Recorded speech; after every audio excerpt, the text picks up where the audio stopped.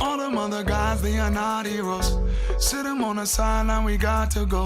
I got a couple spots by the island coast. The finest good as ours, or the finest clothes. You ever do a day, cause it's time to pause. She light up like an angel from her eyes and toes. 120 miles down them highway roads. Then I take cold, I'm your hero.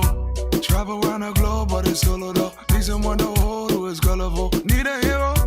When we take a ride, it's a whoa. Leaning out the side, take a photo though. I wanna be a hero to you. Quiero ser el héroe tuyo.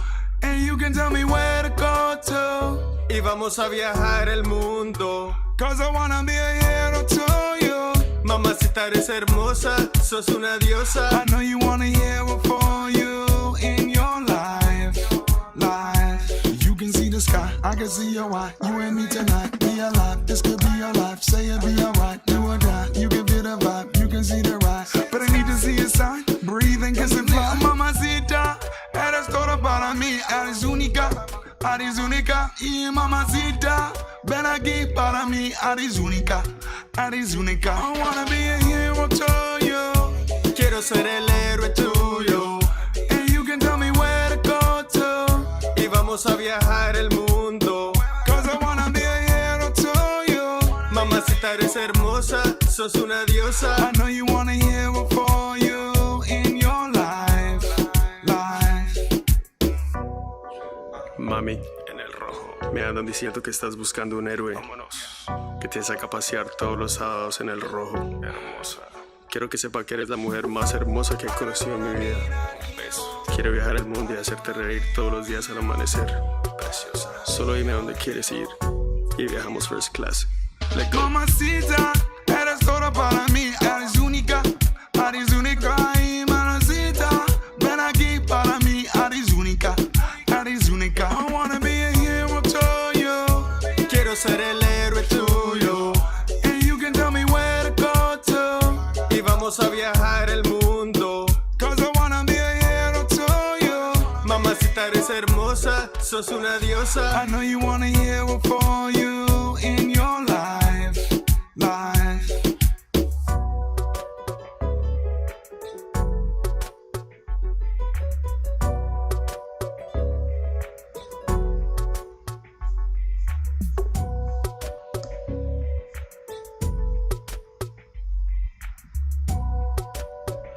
Since the creation of the internet, every industry has been turned upside down.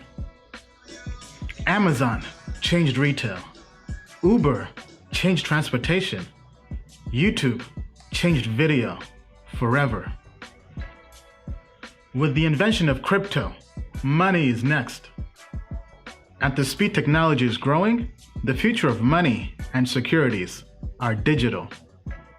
9 out of 10 millennials do not trust banks. The value of money relies on trust. Government debt is higher than it's ever been before. Central banks continue to print money. Fortunately, the world has a new solution. Experts predict in 7 years, 10% of the world's economy will be in crypto-based assets. Today, 1 billion people have access to the financial industry. Crypto is about empowering the other 6 billion people by banking the unbanked. Do not underestimate this. Do you wish you invested in Google, Amazon, or Netflix before anyone ever knew about them? $1,000 invested in Netflix turned to over $500,000. At Token Metrics, we help you find the next Netflix. Token Metrics users think differently about investing. They are early adopters looking for financial freedom. They are people who see a better world. A world without international borders. We believe in a world where everyone has access to the next financial revolution. At Token Metrics, we are creating a bridge that gets you to that revolution. We will help you make sound investments in this new world. The world's best investors do not rely on their intuition. They embrace technology and AI to invest. Token Metrics uses AI to find invisible patterns in data to help you invest and trade in crypto. In the past, we have used our data-driven system to achieve financial freedom. Now, we are giving you the keys. We created Token Metrics to be the only platform you'll ever need to make money in crypto. We give you AI and access to crypto experts at the best price. The moon is not the limit. To the moon and beyond.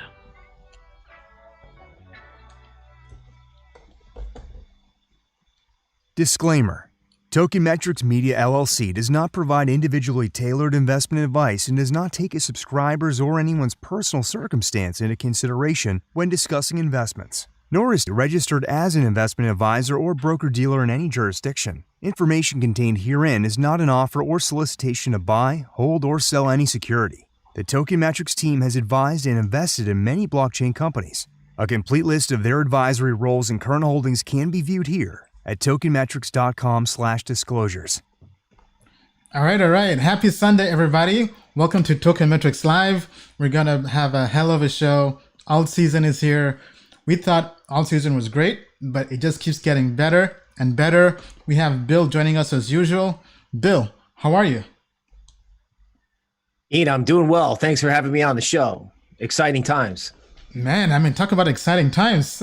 Alt season, melt up. Melt up. Yes, I had to explain that to somebody.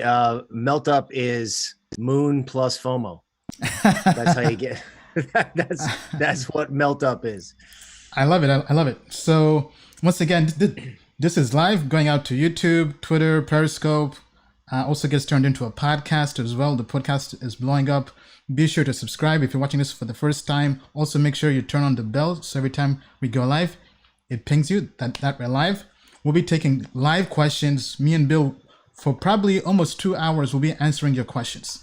So we do have a Mentimeter. A Menti page. Let me just open that up.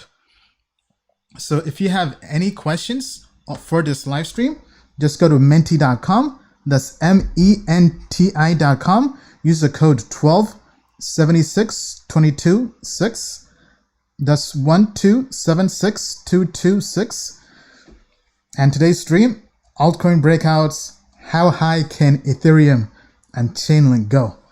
Chainlink just keeps on trucking, Ethereum keeps on trucking, and people were talking about possibly having a recovery this month.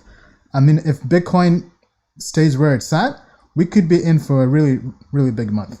Okay, so with that being said, any questions you have, please make sure you go to menti.com and post those questions. And also be sure to smash the like buttons because we're all going to the moon and beyond. So let's make sure we smash those like buttons wherever you are, whether you're on YouTube, Facebook, Twitter, Periscope, everywhere, Crypto family, please smash the like buttons. Okay, so really, so a few announcements before we kind of hop into the live stream. So as mentioned, this will be the last month for the 14-day free trial. So if you've not yet signed up for Token Metrics and tried out the 14-day free trial, definitely make sure you do it because this is the last month, right? So basically, last call, rocket ship is almost out of orbit. So if there was any moment in time for you to try Token Metrics for free, no cost, nothing to lose, now is the time. Because as mentioned before, probably in the next 1 to 2 weeks, definitely by the end of the month, we'll be shifting to a paid trial. It will be a discounted trial, but it'll still be, it just won't be free.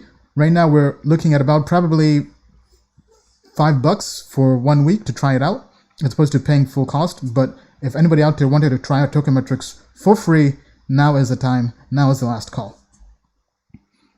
Okay, all right. So with that being said, Bill, how's the market?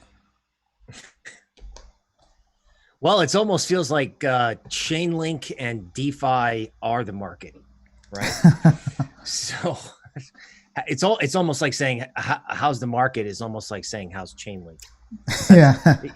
It feels like, it's like Bitcoin 2017 all over again. Yeah.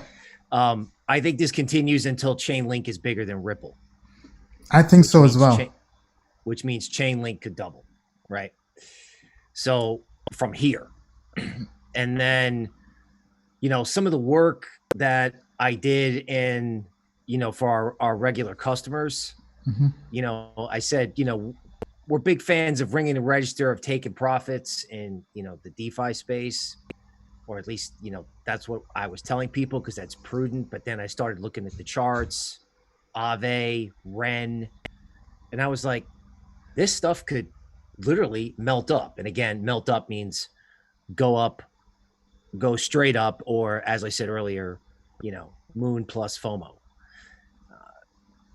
Yeah. In other words, it goes up so much, it like shocks people. And I think that may only be getting started, like in all of these spaces. Like one thing at a time is going to have moon plus FOMO until either Bitcoin or the government stops it. Yeah. So because Aave surpassed over $1 billion in terms of assets locked up, I believe. Here, I'll just pull up DeFi Pulse. I know Maker has over $1 billion in terms of assets locked up. Let me share my screen here. So Maker, Aave, and Curve Finance briefly passed over $1 billion in terms of total value locked up. So we have over $6 billion locked up in DeFi. This is incredible. Less than 3 months ago, DeFi was under $1 billion, and now it's basically 6x'd in 3 months. And as Bill mentioned, things could possibly keep on going up and up and up, right? So, for anybody out there who was kind of thinking this was a bubble about a pop, looking from the TA, as Bill mentioned, things look like they're just beginning. Back to you, Bill. Yeah, 9 billion sounds like a big number when it was 1 billion a couple of months ago. But you also got to remember the Fed printed 2.6 trillion in March. 9 billion really is not a big number. Yeah. It's not, right? 9 billion is a big number if DeFi's closed and all that money's gone. But that seems highly unlikely, right? Yeah, it's almost like, in crypto from 2018, we're sometimes braced for that knife experience, right? We're all afraid of that happening again. My theory, based on some of the things I just looked at very simply, was like, this could be 2018 in reverse, right? Where it was, oh my God, get me out back then. And then now it literally turns into, oh my God, get me in, which can be a selling opportunity when stuff is up 30 and 40%. But one of the things that we're doing at Token Metrics is that, this market is changing every 2 to 3 days. Every 2 to 3 days, I have to put a report out. And, at all hours of the night for our premium customers, we're doing almost like a chart review where, I've got my own little personal Mentimeter that says, hey, Bill, can you chart it? Right? So, we have AI, we have machine learning, but we've got humans because, the nature of the market changes every 2 to 3 days. Yeah. And speaking of the market changing, Dave Portnoy is now in crypto, now officially in Bitcoin, and more important of all, he's now in the Chainlink army, right? He's now a Link Marine, which is pretty incredible, right? For those who missed it, basically the Winklevoss twins went to his Hampton house or estate, and basically signed him up for Gemini, had him put, I think, over $250,000 into Bitcoin, and I think basically 90% into Bitcoin and 10% into Chainlink, right? And now he's tweeting about Chainlink and Bitcoin. So imagine if all that stock Robinhood audience now gravitates towards crypto because of Dave. So I think, things are on the come up. All right. So with that being said, tell us what you think. Are you happy for alt season? Are you happy for Chainlink, for Ethereum? What altcoins are making you the most money this month, in the last week? Definitely post in the comments below, and we'll go through that. Okay, so let me just take a look here at the at the comments and see how our crypto family is doing. So first person on the stream was Red for Danger. What's up, Red? How are you? What's up, Ben? Good to have you here. Dr. B, Shamanism, Mr. Bitcoin, Jacob, Tiger, James. What's up, James? King Nick, what's up? Archie, what's up? Facebook family, Mr. Bitcoin, the UK investor, Subra Jyoti, what's up, boss? Why does Aveni? I know you didn't miss anything. What's up, Alice? Great to have you. I mean, for awesome crypto family, be sure to smash the like buttons. And once again, as mentioned, any questions you have, please go to menti.com to submit your questions. Go to menti.com, and once again, to share the code for those who are just joining us. Menti.com. The code is 1276226. That's 1276226 to submit any questions you have. Okay, so let me just cover a few items I wanted to cover before we hop into the TA. All right, so first of all, we just want to say thank you to you today. It's a crypto blog that covered token metrics. They covered the launch of our indices. So we definitely highly encourage you to go and check out the article. This is from Vladislav Privet Drizia. So he covered the launch of our 14 AI indices. This is actually a pretty big blog. They get over 1 million people a month. So thank you to crypto family out there, just kind of putting the word out there in terms of the launch of the token metrics indices.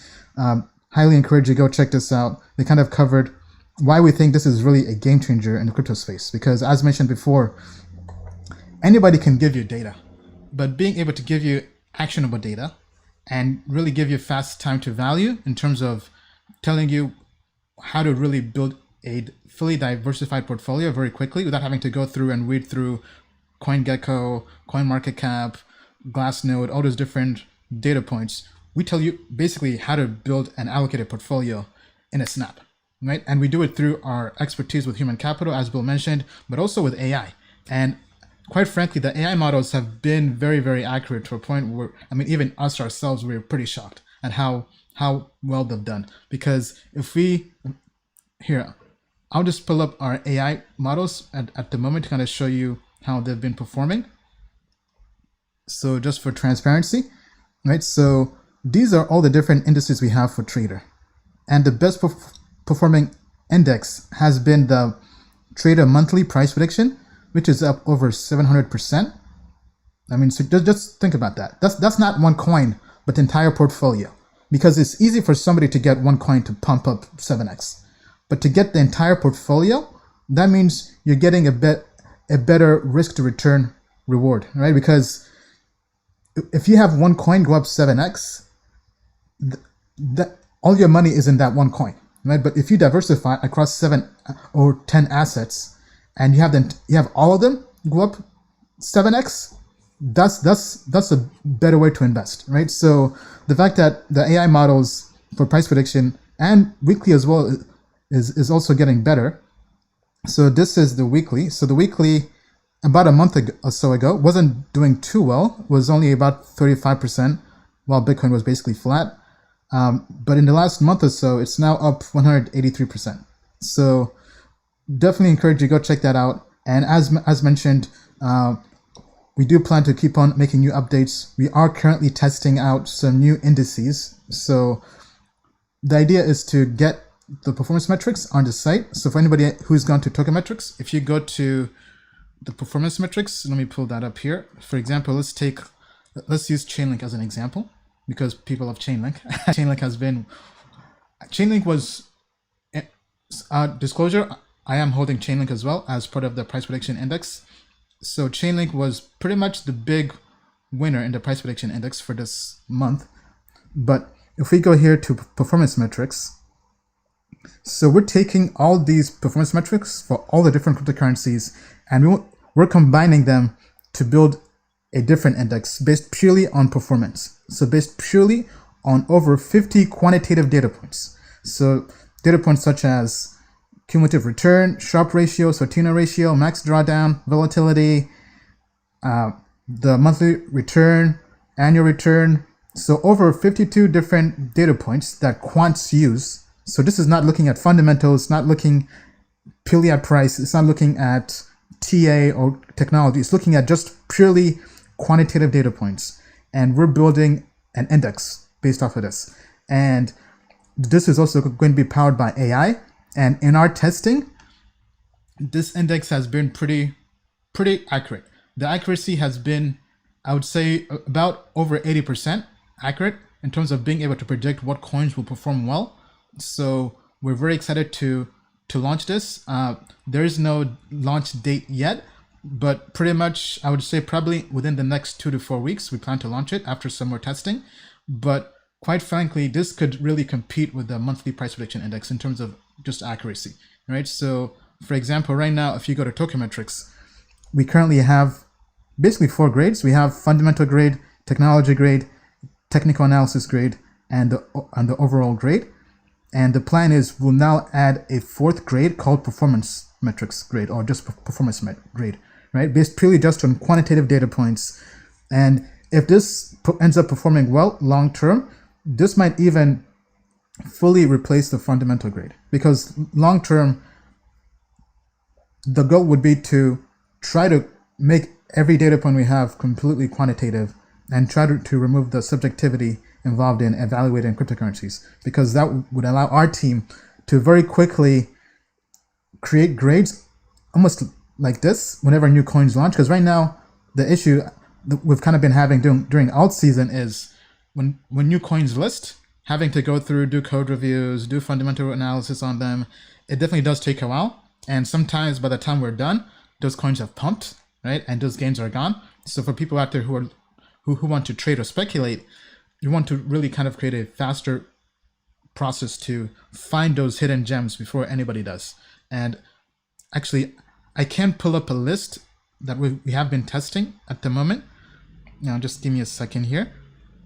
So to kind of show you how pretty accurate it's been. So in testing, the performance metric index, the top 10 coins based on performance, based purely on performance metrics, are YEarn, basically YFI, Band Protocol, which has been a winner already, BZX, Cardia Chain, Teller, Melon Protocol, Dawinia, Sora. Sora has done a 50x, so based on this index, it would have had exposure to those returns. Then P Network. So once again, those are the coins that the index has shown have been performing well based on purely just performance metrics. Once again, this is not financial advice. This is still in testing. This is not even beta mode yet, but we do hope to be able to launch this hopefully within 2 to 4 weeks and really just offer more value to our customers. With that being said, Bill, any other comments to add on to that? Well, as an analyst, the more ways you can give me to parse and cut up data without me having to do a lot of work. In other words, everything sort of pops up for me. In other words, I'm not any different than anyone else out there in the audience, right? I need to make sense of the numbers.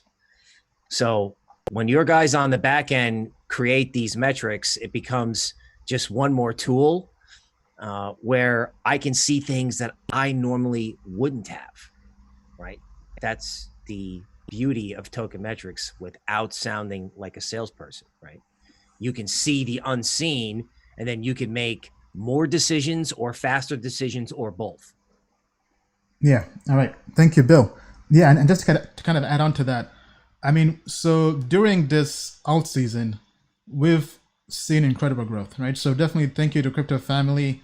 As mentioned on the last 2 live streams, in July, we grew over 60%.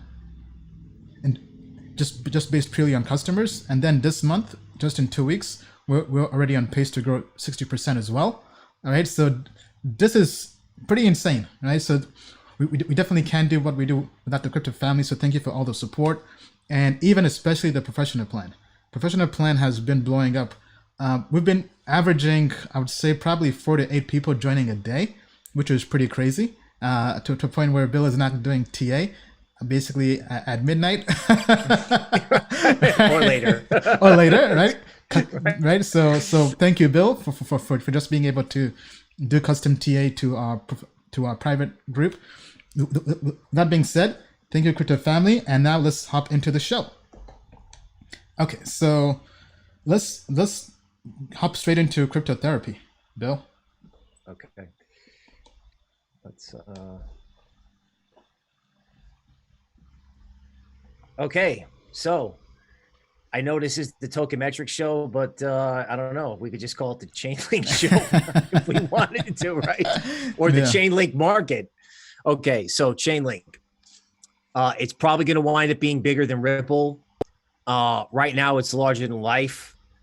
I know that people probably feel like they missed it and can't get involved.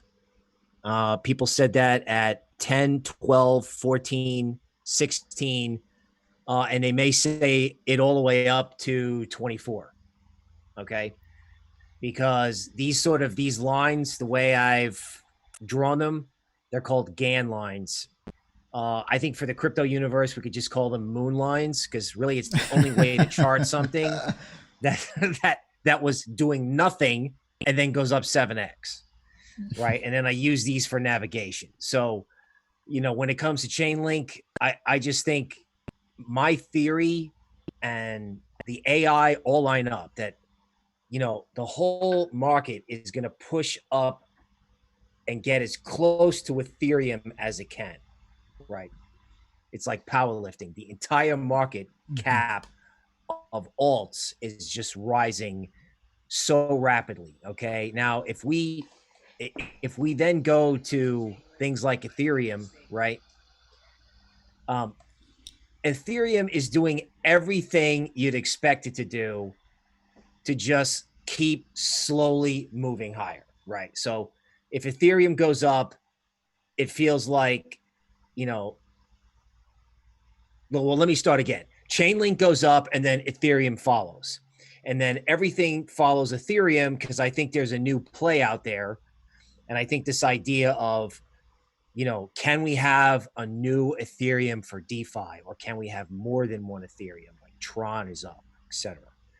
So Chainlink moons, that's kind of its own beast. Ethereum goes, it's sitting right on top of a line, and then it goes to 425. And I've got other work in Ethereum that says when Ethereum rallies from this point out, it's in $50 increments, right? It just keeps building up steam. Now, speaking of steam, let's talk about the monster, right? Bitcoin used to be our friend, and I don't know, maybe we could start calling it a frenemy. Okay. Because, so I sit here and I look at this Bitcoin chart. I go, okay, if this goes to 16,000, the alt party is going to, it's going to be like a high school party getting broken up, not by cops, but by SWAT at 16,000. It's not going to be good at all. Yeah. At all. Okay. So sideways Bitcoin is everybody's best friend. There's some evidence that Bitcoin could be stuck around 12K, the way it was stuck at 10K for a while, especially if you look at our price prediction index.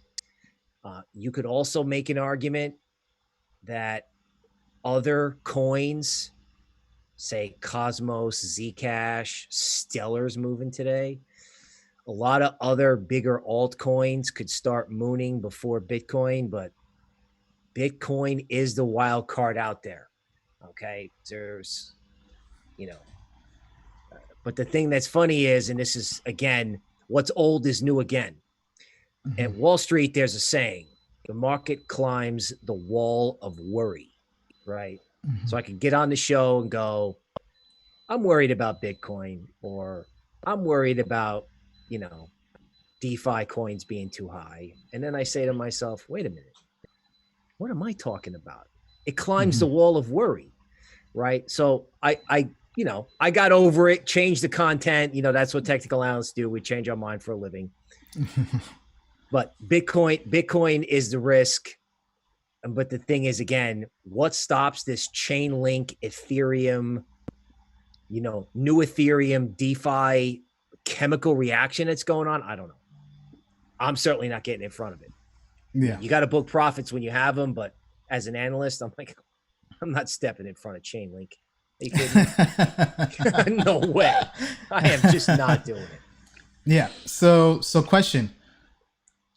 So basically, Bitcoin goes sideways. We're all pretty much happy. But if Bitcoin rallies to 16,000, 17,000, how should people hedge? Okay. Well, hedging is a really difficult game. Okay. It's a little off color. Hedging can be so difficult that there's a Wall Street motto that says hedges are something that little doggies pee on. Okay, because it's that difficult to do a hedge. Now, I would think that the way a normal crypto investor would hedge an alt portfolio is if they can have a futures account own the Bitcoin futures contract. Okay, because it's separate from your crypto portfolio. You can put a stop in, and if Bitcoin lurches up to 16,000, you might be able to do something where you buy more and more Bitcoin futures in the event that your altcoin portfolio suddenly tanks, right? And that's probably for bigger players.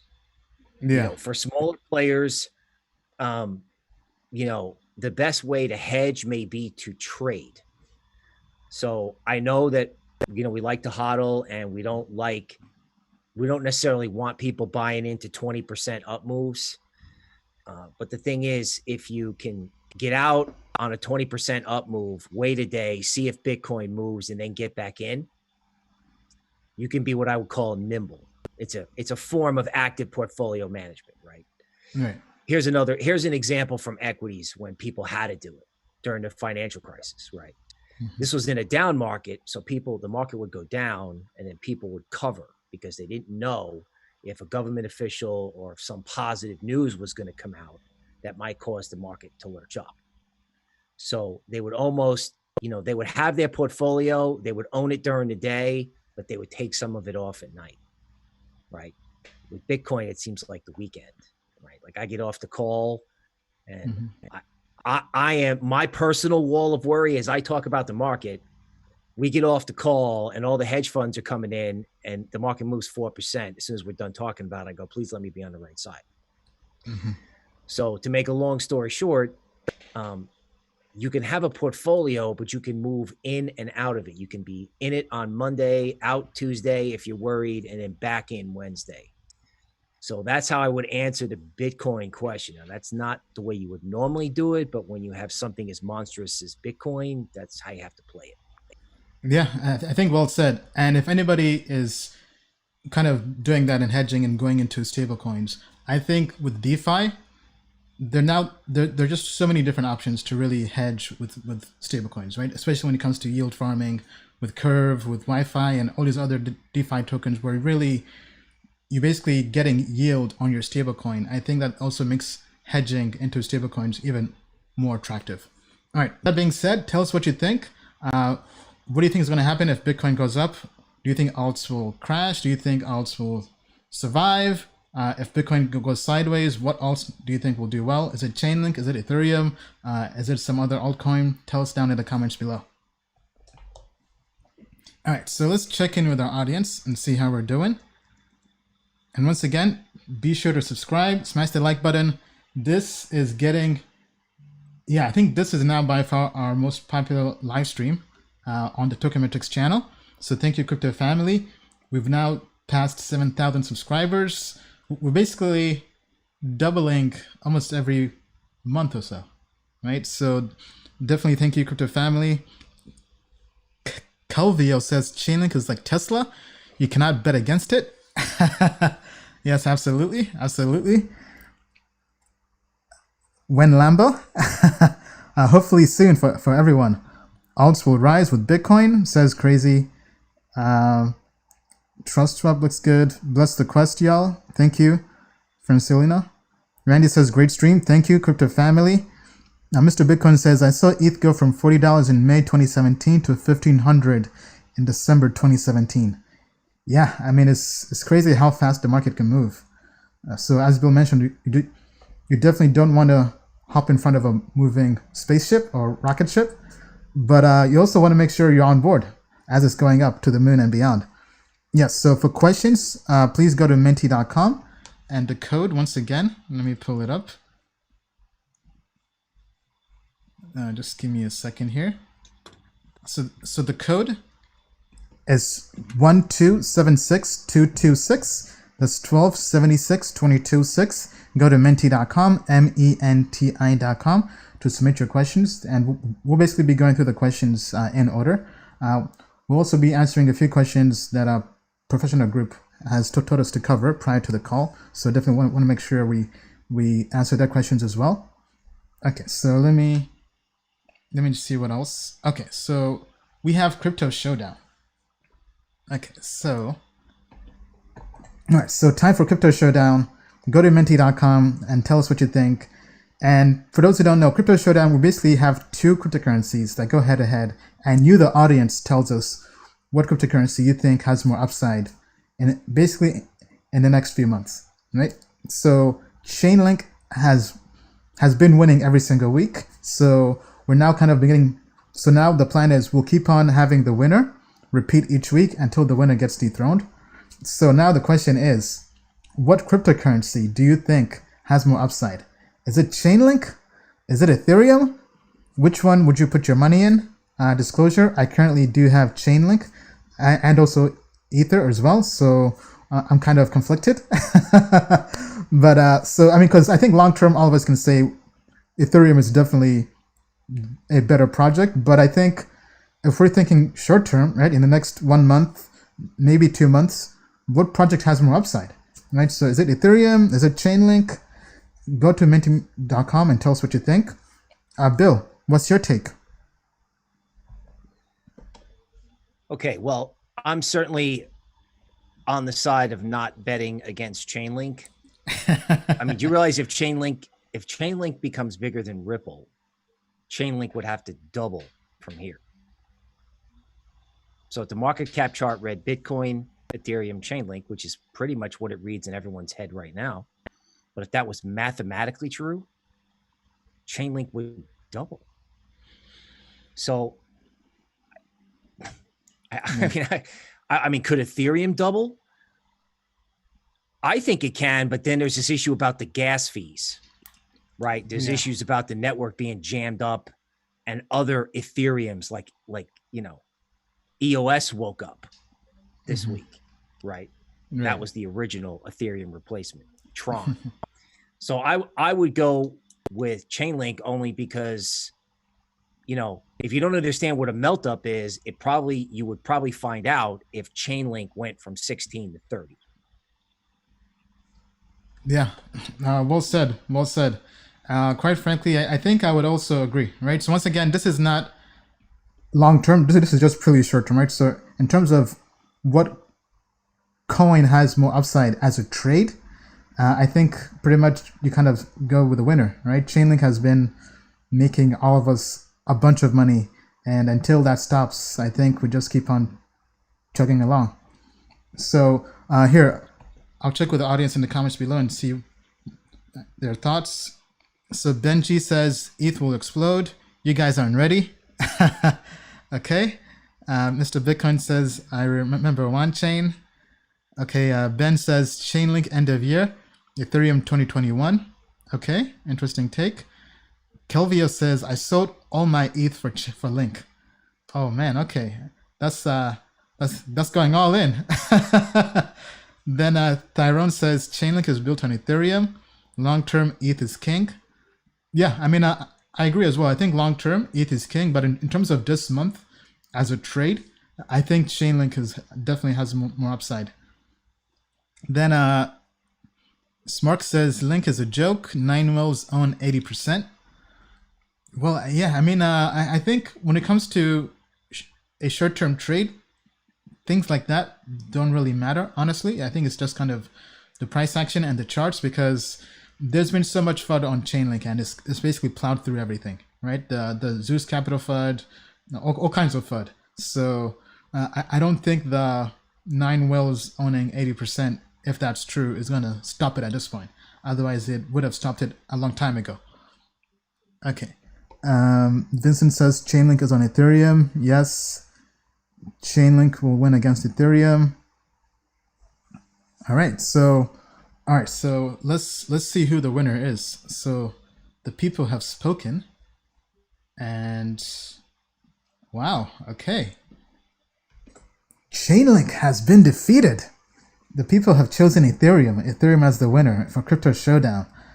I'm actually not too surprised. I mean, because Ethereum does have a huge market cap, huge audience, right? So I think lots of people are kind of viewing it as a long-term investment, right? Which does make sense. But I think short-term, I would still kind of go with Chainlink, even though I have both Ethereum and Chainlink. I think short-term as a trade, just because Chainlink has a lower market cap and has just more room for growth, right? And kind of as Bill mentioned, with Ethereum, one of the things that's really kind of annoying with DeFi, the gas fees. I mean, having to pay $20 for $40, I mean, just to do a transaction, I feel like I'm getting nickel and dimed every single transaction.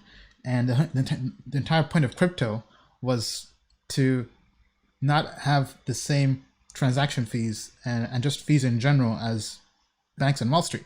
But if they're bringing those same fees onto the blockchain, it kind of defeats the purpose, right? But I mean, I am still bullish long-term on Ethereum. Actually, I'm definitely more bullish long-term on Ethereum than Chainlink. But short-term, I think Chainlink has more upside. Any other comments, Bill? Yes. When you're in one of these phases where, each sector of the market goes up 15 to 20% at a time, once something gets loose, like, it goes without saying that as Chainlink moves up the market cap ladder, that can also push Ethereum. I remember when Ethereum and Ripple used to go back and forth, right? Ripple would, eclipse Ethereum on the market cap chart, and then Ethereum would just rip to the upside.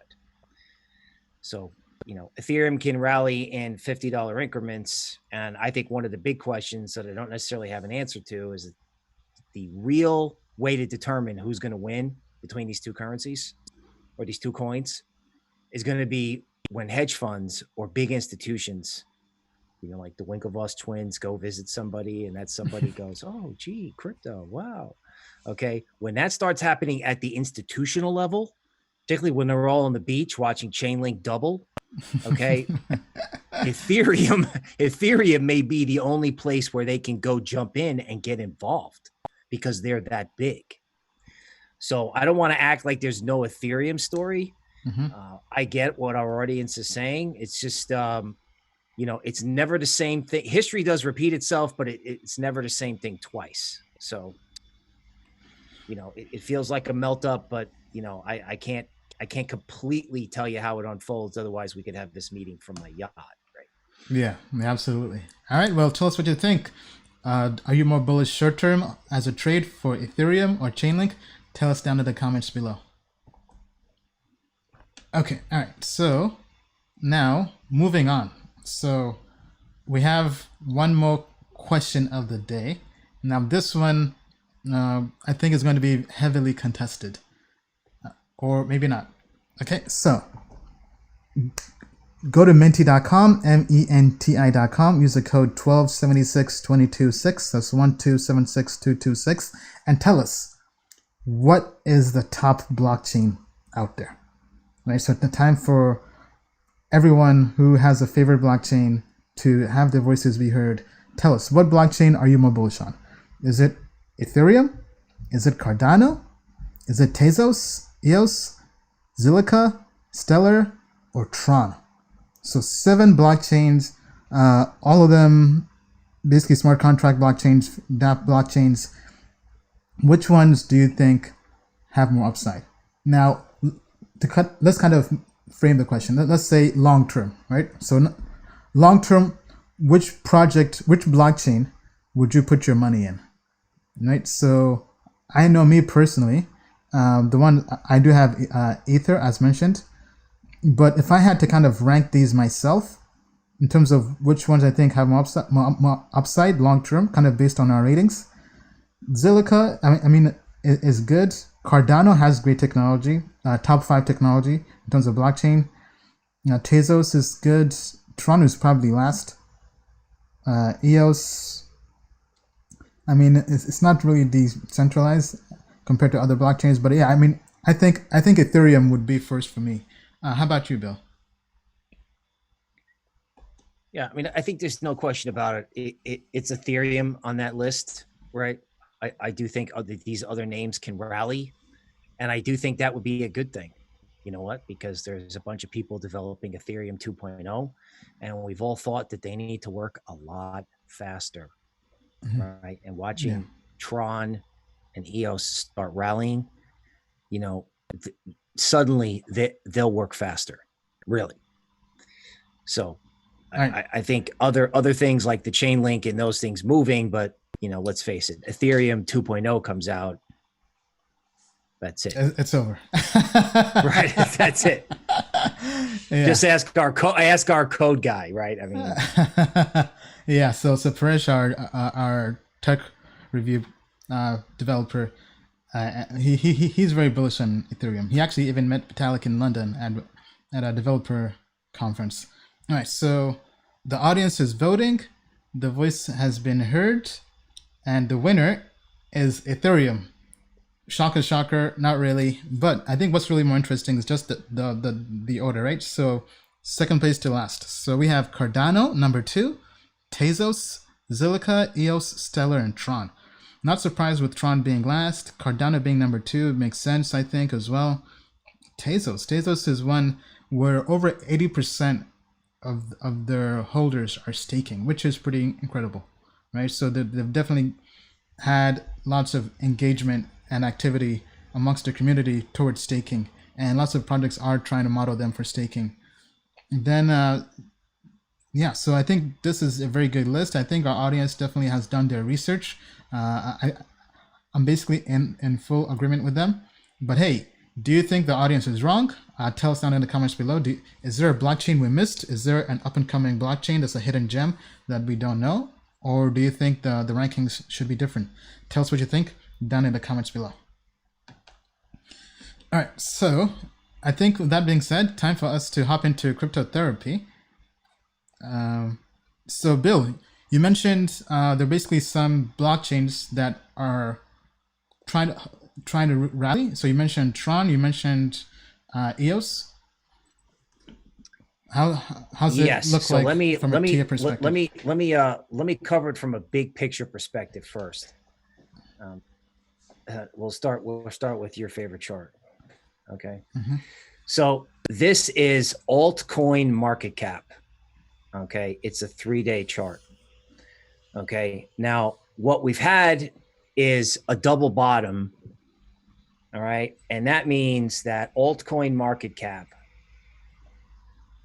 okay, can go up probably past where it was in May of 2018. Okay. To give you an idea on how much market cap that could add, you could be talking about adding $50 to $60 billion to altcoin market cap. Wow. Now, right. So if that happens, that's going to have to be led by, you know, your Cardanos, your Tezos, possibly your EOS. I don't know if Bitcoin Cash can get involved. Litecoin could wake up, for God's sakes. It's fair game. So, you know, moving back over to things like, you know, just looking at, say, Tezos, right? Bringing the chart up now. Okay, there are a lot of charts in the sort of big alt or Ethereum competition space that are making big green candlestick breakouts. Okay. I was looking at EOS versus Bitcoin. Okay. And this here looks like everyone just gave up, right? Everyone just said, oh, you know what? This is not going to participate in the rally or in DeFi or whatever. And then I saw this thing go green a couple of days ago, and it reminded me of an article that Multicoin Capital wrote about that coin. Now, I know that coin has its problems, right? But it was originally made as a better Ethereum. And that whole theme is fair game. There's nothing wrong with Ethereum. They know that we know they're going to get it together for 2.0. But Yeah, could somebody absolutely. sneak in, right? And with the way they can release these DeFi coins, right? Like, you know, we got 5 or 6 a day or more coming out onto these decentralized exchanges. Well, if somebody had a nice platform with low gas fees, or it just all worked, there's no reason why you couldn't have 10 DeFi coins operating on that same space and pull in $2 billion if people liked it. So that's a recipe for some of this stuff to really move, right? Like speculation is back, even in the big coins, possibly. Yeah, well said. Well said, Bill. Okay, all right. So let me. Okay, so we have a question or a request from our private group. So somebody wants to take a look at Binance BNB. Could you pull that up?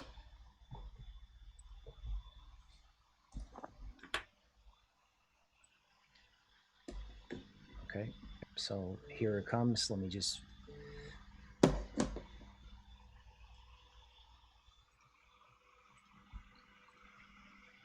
Okay. So one of the things that's been so important for technical analysis this year, it's this very ironic theme of buying something when it's just below resistance. Because what it does is it presses against the resistance and then it just explodes. Now, I know that BNB, Binance is getting a challenge from decentralized exchanges, but the coin is rallying slowly and it's not backing off. It's not, right? So this gray area was the point where it fell out of bed in March. And I think it's safe to say that crypto in general is a lot better off than it was in March. Matter of fact, I know that Binance coin was up at 40. I know a lot of things have made and gone back to their highs. So why can't this one go back to their highs? Yeah. Okay. And this could be one of the things that leads a breakout, because I don't think Binance is going to stand around and just get left out of whatever's happening in crypto. Right. I saw they came out with, perpetual trading instruments. These guys are going to innovate, and they're going to innovate quickly. So this whole idea of not fading something that's doing this creeping move towards resistance is a huge technical theme, and it's kind of worked every time, right? On quality coins. Yeah. So actually, there's a request from Joe Ball. He says, could you take a look at BNB versus ETH, basically altcoins versus Ethereum, as opposed to USDT, just to kind of see how that's playing out? Okay, so he wants to look at BNB versus Ethereum? Yeah. In terms of trading pairs. Thank you for that request, Joe. Okay, all right. I'm going to bring up the chart, and then, this is kind of like homemade gravy where we're doing it live. watch me have to actually draw on the chart while we're sitting here. Okay, so obviously, the Ethereum rally has kind of, left this coin, left Binance coin in the dust. Okay, now to me, it's very difficult to want to catch a falling knife. If I had to make some quick observations, you can see down here where buyers are trying to buy the dip. In other words, Binance coin is trying to keep up with ETH, but buyers continually get frustrated, right? So in crypto, with the way things have been moving, you kind of don't get in front of the moving train. So Binance Coin versus the dollar looks okay because it's a creep, but Binance versus ETH looks like kind of a bleed. You know what I'm saying? It just, dip buyers trying to come in, okay, and then all of a sudden it's up, new low, right? Now, if you absolutely loved Binance Coin, right, this is the time to get in, right? Buy low. Buy when all the bulls are going, oh my God, I'm done. Because I also see that on the chart. I just would be careful, because I started the show by saying, if ETH starts rallying, it's going to start moving in $50 increments. I don't think Binance Coin can keep up with that on a percentage basis. Yeah, and to kind of add on to that, I find it very interesting that Binance basically reached its all-time high during alt bear market, but during alt season, it's basically getting crushed. Right, so it's kind of like all the other alts are finally catching up to the gains Binance has made, and I think because long term all of us are bullish on Binance. Binance has great fundamentals. Binance is a cash cow. They're basically printing money, and I don't really see them going away anytime soon. Right, so the fact that lots of people now are really in DeFi, even if centralized exchanges have to innovate and make new business models, Binance is in the best position to survive. Right? So I think if anything, the mid-tier and low-tier exchanges might become extinct because of DeFi, but Binance will still survive because Binance has so much cash on hand that they can't really die. Right? So kind of as Bill mentioned, I think right now people are kind of looking at the shiny, new, sexy DeFi protocols, and they're basically forgetting that Binance is a legit company. This probably them and Coinbase are the biggest companies in crypto, and they have a token. So I don't think they're gonna let the token die long term, right? So I think it's definitely very, very undervalued. But that's just my opinion. That's not financial advice. As usual, do your own research. But tell us, what do you think? Are you bullish on Binance, on BNB? Do you think Binance will bounce back during alt season? Do you think there'll be a time for it to rally, or do you think everyone is going to DeFi? Tell us what you think down in the comments below. All right, so be sure to smash the like button, subscribe. Let's check in here with our audience and see how we're doing. Yes. So for questions, please use the Menti code 1276226. Send your questions there. Okay, somebody, Vivid says Bitcoin is getting ready to pop. Yunus says Tron is dangerous. Okay, thank you for the tip. Game says, have you checked out Mooniswap.exchange or CHI Gas? Yes, so I do have CHI Gas. Actually, let me try to cover this, because we did cover this on our private call, but I haven't really covered this publicly. But I think it will be something valuable to anybody out there who's basically in DeFi, right? So let me share my screen. So if you're in DeFi and you're trading on DEXs, I highly encourage you use DEX aggregators because they give you the best prices in the market. So for example, Uniswap, if we pull up their exchange here, I forget what trade somebody was trying to make, but there was somebody in our private group who was trying to make a trade, and we basically saved them a bunch of money through a DEX aggregator. Sorry, just give me 1 second here. It's asking me to configure my wallet, which I don't want. Okay, I guess that's not gonna. Sorry, having some issues here with MetaMask. Okay, but either way, anyway, so let's say you come here, you want to make a trade, a swap, right? Let's say you want to swap from ETH, right? In this case, right, in my Trust wallet, let's say I want to swap for ETH, and I want to swap to, let me find a token. I think it was, okay, I don't have any ELF. Okay, all right, so in this case, let's just say ETH, and I'm trying to swap to some random token called AMN. right? So here, down here, they give you the price impact, right? So before doing a trade, right? So let's say I'm trying to swap 10 Ether. Okay, this price impact is way too high to do it here. But if you go to a DEX aggregator, you can put your trade here. So let's say I was trying to trade from Ethereum, right? So let's say it was 10 Ether and we were trying to go to AMP.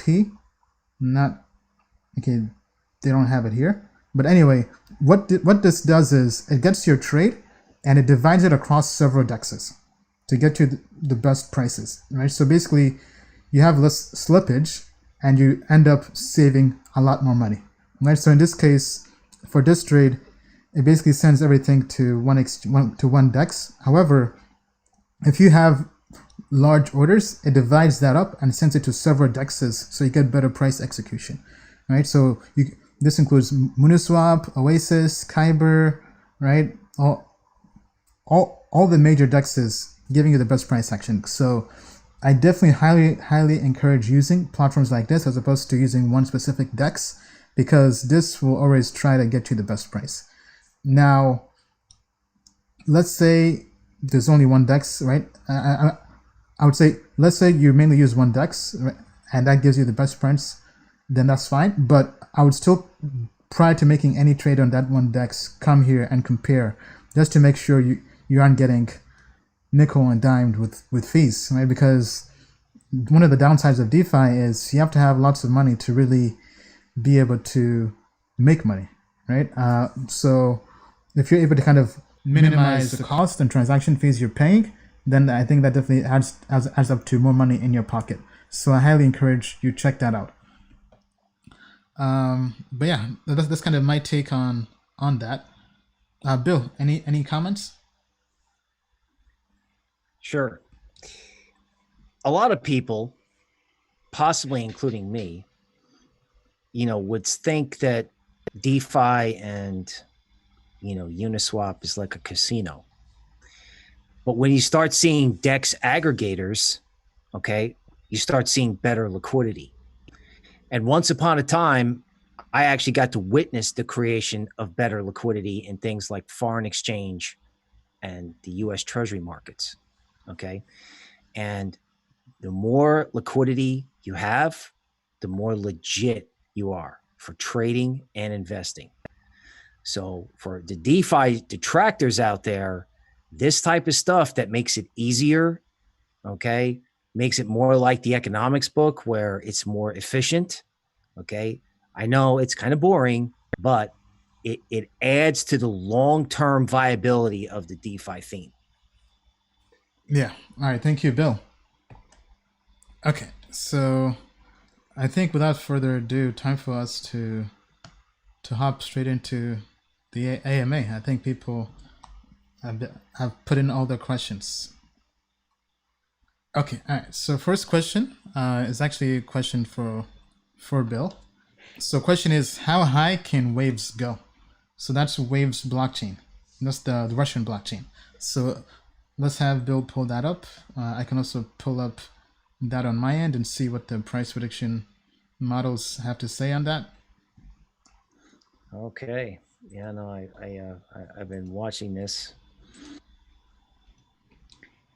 All right. So, okay. So if we look at it like this, it looks like a lot of other coins where it just sort of sat there and went up a lot and you missed it. Can't do it. Okay. And if we have the right symbol, right? That is the right symbol. Waves. Yes. Yeah. Waves. Okay. All right. And then we do this, realizing that Waves all the way back in 2018 was at 22. All of a sudden at 4, it doesn't look that expensive. Now, one of the themes that I've been looking at in Waves, so the answer to how high can it go, it can go back to where it was in May of 2018, right? In other words, clearly whatever, which is like 8.5, okay? Basically, my thinking is it's very simple. It's like crypto, the story is so much better than it was in the middle of 2018, which was really, I don't know, it was kind of a Bitcoin and then wild speculation was like the other theme. This is like the development of a whole new financial system, right? So there's no reason why things can't go back to where they were in 2018. Like back then, it didn't make sense. Now it does. So why not go to 8, right? And that's why it's trading like this. This also fits the idea of the bigger the base, the higher in the space. In other words, it sits for a long time, bulls give up, and then it goes. Yeah, well So, said. you know, as long as there's any FOMO out there. Yeah, so actually, let me pull up the price predictions and see how they're doing here. Yeah, so price predictions, it's really kind of, as Bill mentioned, it's now kind of basically going towards the moon, right? So our predictions around May and June were actually higher than the actual price. Then the actual price kind of went up. Then for all of July and kind of first week of August, it was in alignment. Then the price just kind of took off, right? And now it's basically at $4. Our models are still kind of adjusting. They kind of have it basically going flat for basically all of the month. But one thing to note is these are rolling 30-day price predictions, so they do adapt with new data. So pretty much every day there's a new update. So pretty much the last day's data gets added into the model, and that gets redone to predict the next 30 days out. So definitely keep an eye on that one. Okay, all right. So thank you for that question. Let me go to the next one. Okay, so we can't really do reviews on the air because it just takes time to do an in-depth review, right? So honestly, can't really do much on Montreux DAO, unfortunately. But we could possibly in the private group. Okay, so next one. How high can IOTA go? Thanks to Token Metrics, got in at 37 cents. Congratulations. I mean, that's great. That's great if Token Metrics is making you money. I mean, that's what we're all about. Crypto family. All right, so Bill's going to pull that up.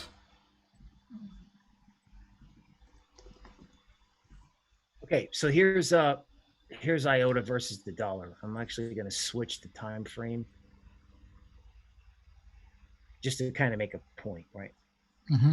So right here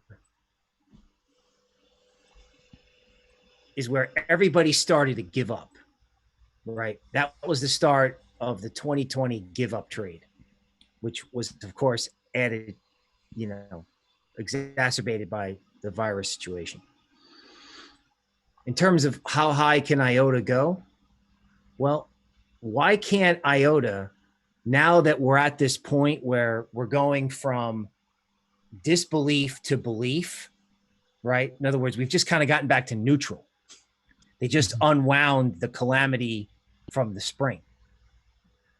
So if in October or August of 2019 or July of 2018, this was near $1.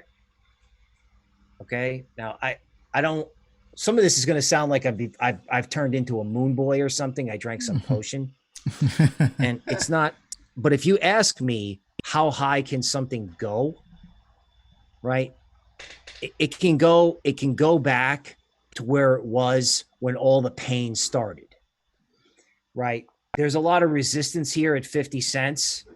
So, some consolidation at that level may be warranted. But if you say, how high can it go, right? It's like physics, speed, magnitude, and direction. In other words, what goes down one way, or, the speed of the down move, the up move can be the same speed.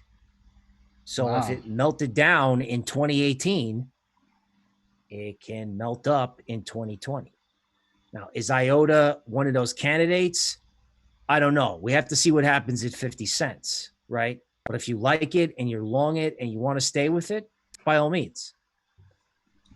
Yeah, I mean, because I haven't really heard much on IOTA since 2017, quite frankly, right? Because back then they had the whole partnership. Now going to our price prediction models on IOTA. So they've been pretty close, pretty accurate actually. So all the way since May, pretty much in alignment. Then they have IOTA going all the way till 46, 47 cents, then kind of going sideways. They aren't really predicting any kind of major crash or pullback. So yeah, I mean, models are also pretty optimistic on this coin. So tell us what you think. Are you also optimistic on IOTA? Do you think IOTA can bounce back? Do you think this project is done for? Tell us down in the comments below. All right, going on to the next question. So once again, we're taking questions from Menti now. We have over 70 questions, so don't think we'll be able to get to all the questions. But if we don't get to your question, definitely do post the question on our forum. Just go to forum.tokenmetrics.com. That's forum.tokenmetrics.com. It's been getting more and more active, so thank you to Crypto Family who's been going there to join the forum. Let me pull it up here on my screen.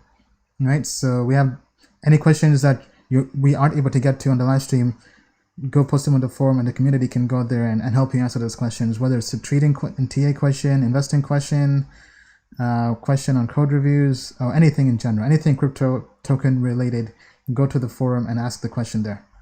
Okay? All right, so this is on NEO. NEO TA from 2 years ago has just about broken out. Every coin in this space says they'll do a NEO, but is NEO going to pull a NEO on this breakout? I'm not sure I understand what you mean by NEO pulling a NEO on this breakout. Do you mean like back in 2017 when it just kind of shot up out of nowhere? But I mean, possibly. Bill, what's your take with NEO? Okay, so NEO helped me get a theme started. Okay, so the answer to, I think this guy's asking is, can this go up a lot quickly? And the answer is yes. Sort of the bottom formation that NEO has made was a diamond. It's kind of unusual that a bottom would look like a diamond. Now, diamonds, we haven't talked much about it. Diamonds are ridiculously powerful. When you see a diamond in equities, that's when equities have their brief moments of acting like crypto. They just explode. Okay. Now, there's a couple different ways it can happen, but in this way, it just looks like NEO just exited the diamond and went green. Okay. And again, look at the speed of the decline over here. Right? Yeah. Fell off a cliff. It just fell off a cliff, right? So if it fell off a cliff, it can be a rocket ship the other way. So, NEO might go on a nice rally. If the diamond is correct, NEO could go to 24. Okay. If the whole market just explodes, right? Because we were talking about like Binance earlier, right? Like, can you imagine what happens at a place like either Binance or Coinbase if some of these bigger cap coins like NEO start doing a 1x? Like, I know 1x is boring on Uniswap. But I mean, for the broader crypto market, for big coins to do a 1x, right? Like if I told you Ethereum was going to 800 or 900, that would sound very exciting. Yeah. However, when I say other big coins would do a 1x, everyone's like, oh my God, please stop it, right? But it's the same thing. So can NEO do a NEO? Yeah. Yeah. I'm not gonna get in the way. I mean, Bitcoin could ruin the whole show, but then again, Bitcoin might take the NEOs and the Zcash is higher. Yeah. Well said, Bill. Let me also pull up NEO here on my end and see what our models say. Because NEO early on this year was performing pretty well. And then also with the hype around NEO launching their new version, right? Let me take a look here. Yeah, so the models, yeah, they have been kind of tough to kind of analyze Neo early on, but all the way since basically mid-July, Neo kind of broke out and was trading higher than our models predicted. And in general, though, they have been kind of following the same trend, right? So now our models think Neo's pretty much going to go sideways for most of the month and possibly decline. But I mean, I think, as Bill mentioned, if alts keep on rallying and there's a melt up, anything is possible, right? So anything is possible with Neo. Okay, wow, we have some heavy tippers here. Thank you, Jarek. Jarek wants us to take a look at Litecoin. Thank you for the super chat. Okay, so just give us a second as we pull that up. I think we covered Litecoin last week as well, but it seems there's more interest in Litecoin again. Right, Litecoin just won't go away. Yeah, you know, and I've been watching this because I you know, truthfully, I missed the first part of this. Okay, so this is the theme where Litecoin does what other coins have done, where they get to a resistance point, they press against it, okay, and then it goes through the resistance. And Litecoin has the added twist of A, no one likes it, which probably means B, no one owns it, okay? And in bull markets, the stuff that goes up the most is frequently the stuff that no one owns. So, you know, Litecoin could go to 80 easily because that's where it was in March. I mean, if I said to you, X coin should unwind at a minimum, any coin should unwind the disaster from March, you would say, well, of course. So that creates a lot of upside in Litecoin. Now, there's one more thing. One of the primary uses of Litecoin is that it is a big leading indicator for Big Brother Bitcoin. Okay. So back to this idea of active portfolio management, you got a lot of coins that are going to be up 20% or 40% by the time we get off this phone call or this video, right? Mm-hmm. Yeah. So if Litecoin's up 10%, you got to watch out for Big Brother following right behind. So please stay with the trend and please don't be a pig, right? Make sure you get some money in your pocket. Yeah, absolutely. Especially if Litecoin is moving higher, because it's a perfect leading indicator for Bitcoin. It has been. So basically, target could be as high as $80, Jared. It could be. Right. So in terms of profit taking levels, I mean, that's definitely up to you, Jarek. We can't tell you what to do, but I mean, $80, as Bill mentioned, is a good target. And if it gets there, I mean, taking profits always helps, right? Nobody got fired taking profits. All right. Thank you, Bill. And thank you, Jarek, for that tip. Okay, let's go on to the next question.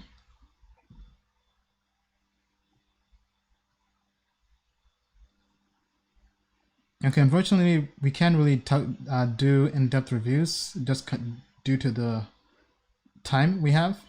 So any project reviews we'll have to kind of skip.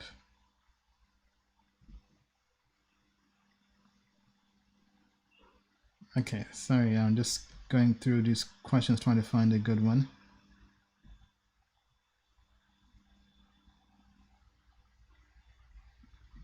Okay, so here's one.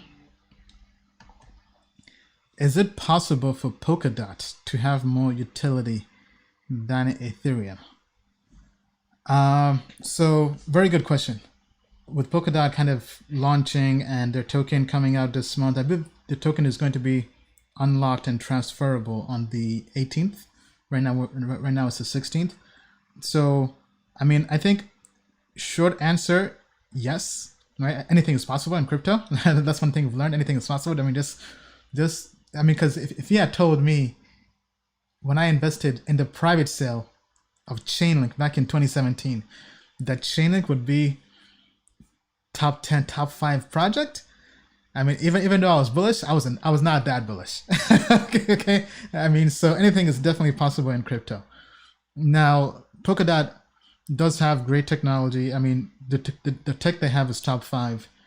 I mean, possibly maybe even I would say top 5, top 10, just based purely on technology. The use case is also a very big use case, right? They're trying to be the internet of blockchains, to connect other blockchains, Bitcoin, Ethereum, Hyperledger, all these other blockchains, and have them talk to each other and really build a network of blockchains.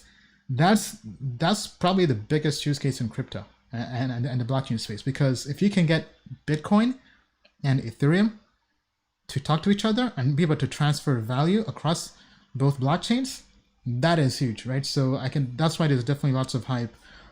They do have other projects also trying to build the same thing, such as Cosmos, Icon, but quite frankly, Polkadot is probably they probably have the best chance of just achieving that goal, right? They have Gavin Wood, former co-founder of Ethereum, so having his expertise, then having all the people building on top of Polkadot, I think it's definitely one to keep an eye on.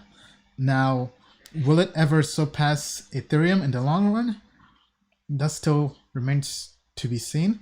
But if they achieve what they want to achieve, then I think that would be the case. Because if a blockchain that can talk to both Ethereum and Bitcoin, to me, would be more valuable than a blockchain that just runs Ethereum. Bill, any comments on that? Certainly.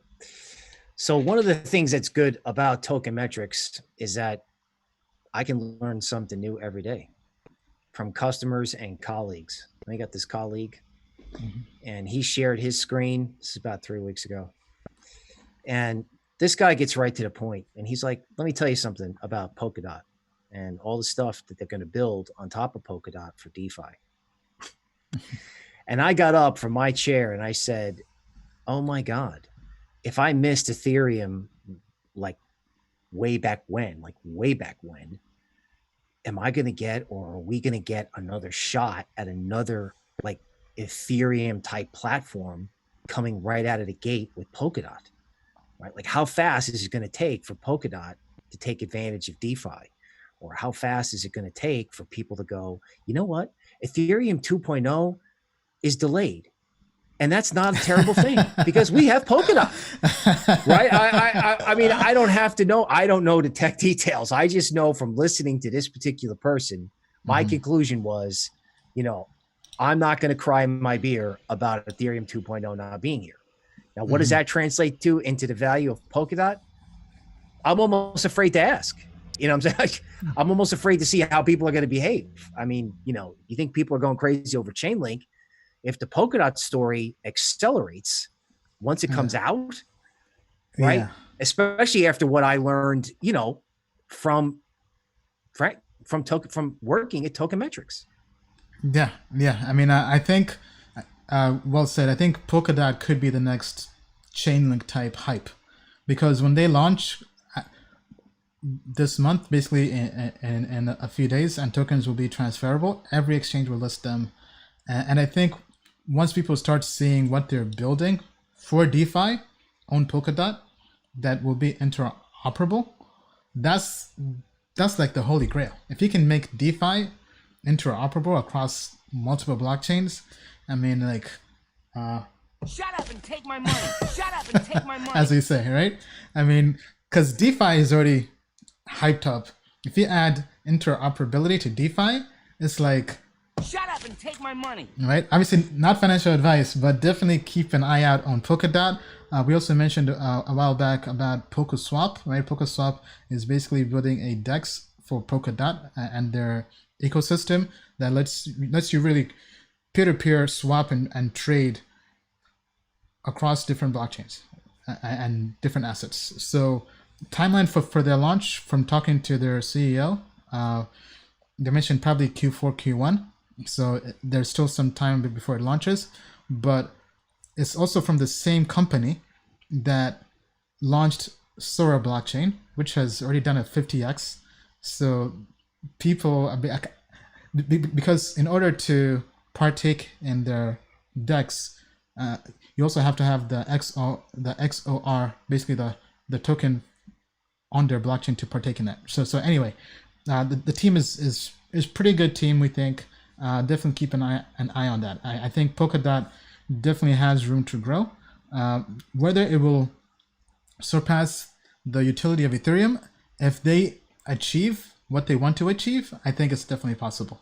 But I mean, we also can't really completely push Ethereum aside, right? Because Ethereum is Ethereum, right? But I think Polkadot is the best competitor that has come around to compete with Ethereum in a while. So definitely keep an eye on that project. So tell us what you think. Are you bullish on Polkadot? Do you think Polkadot can compete with Ethereum? Do you think it will surpass the utility of Ethereum? Or do you think Ethereum will keep on being Ethereum and keep on having the top spot? Tell us what you think down in the comments below. Okay, great question there. Let's move on to the next one. Okay, this is also a good question. Great stuff. Thank you guys. Seeing as to how high the fees on Uniswap are, is it worth investing anything less than $1,000? Very good question. I would say, in general, if you're investing or trading on kind of DeFi platforms or protocols, having a low amount of capital is not recommended because the fees will just eat away, right? So for example, if you have $1,000, actually let me pull it up here. Let's say you want to buy a DAI. Actually, yeah. Let's say you have Ether. Sorry, just give me a second. I'm trying to make the trade here. So let's say you have Ether and you're trying to convert that to some other cryptocurrency, right? What will your fees be? All right, so looking at this, right? So in this example, in my test wallet, to convert 10 Ether to DAI, this will basically be actually, if you have let's do 2.5. Yeah, basically. Yeah, so let's do 2.35 ETH, which is about $1,000. So the price impact here is small, but they do charge you liquidity fees, but it's really the transaction fees from MetaMask and just the Ethereum blockchain. That's where they get you, right? Because if I go and try to swap this transaction, my ledger is not connected to it, so it's not gonna work per se.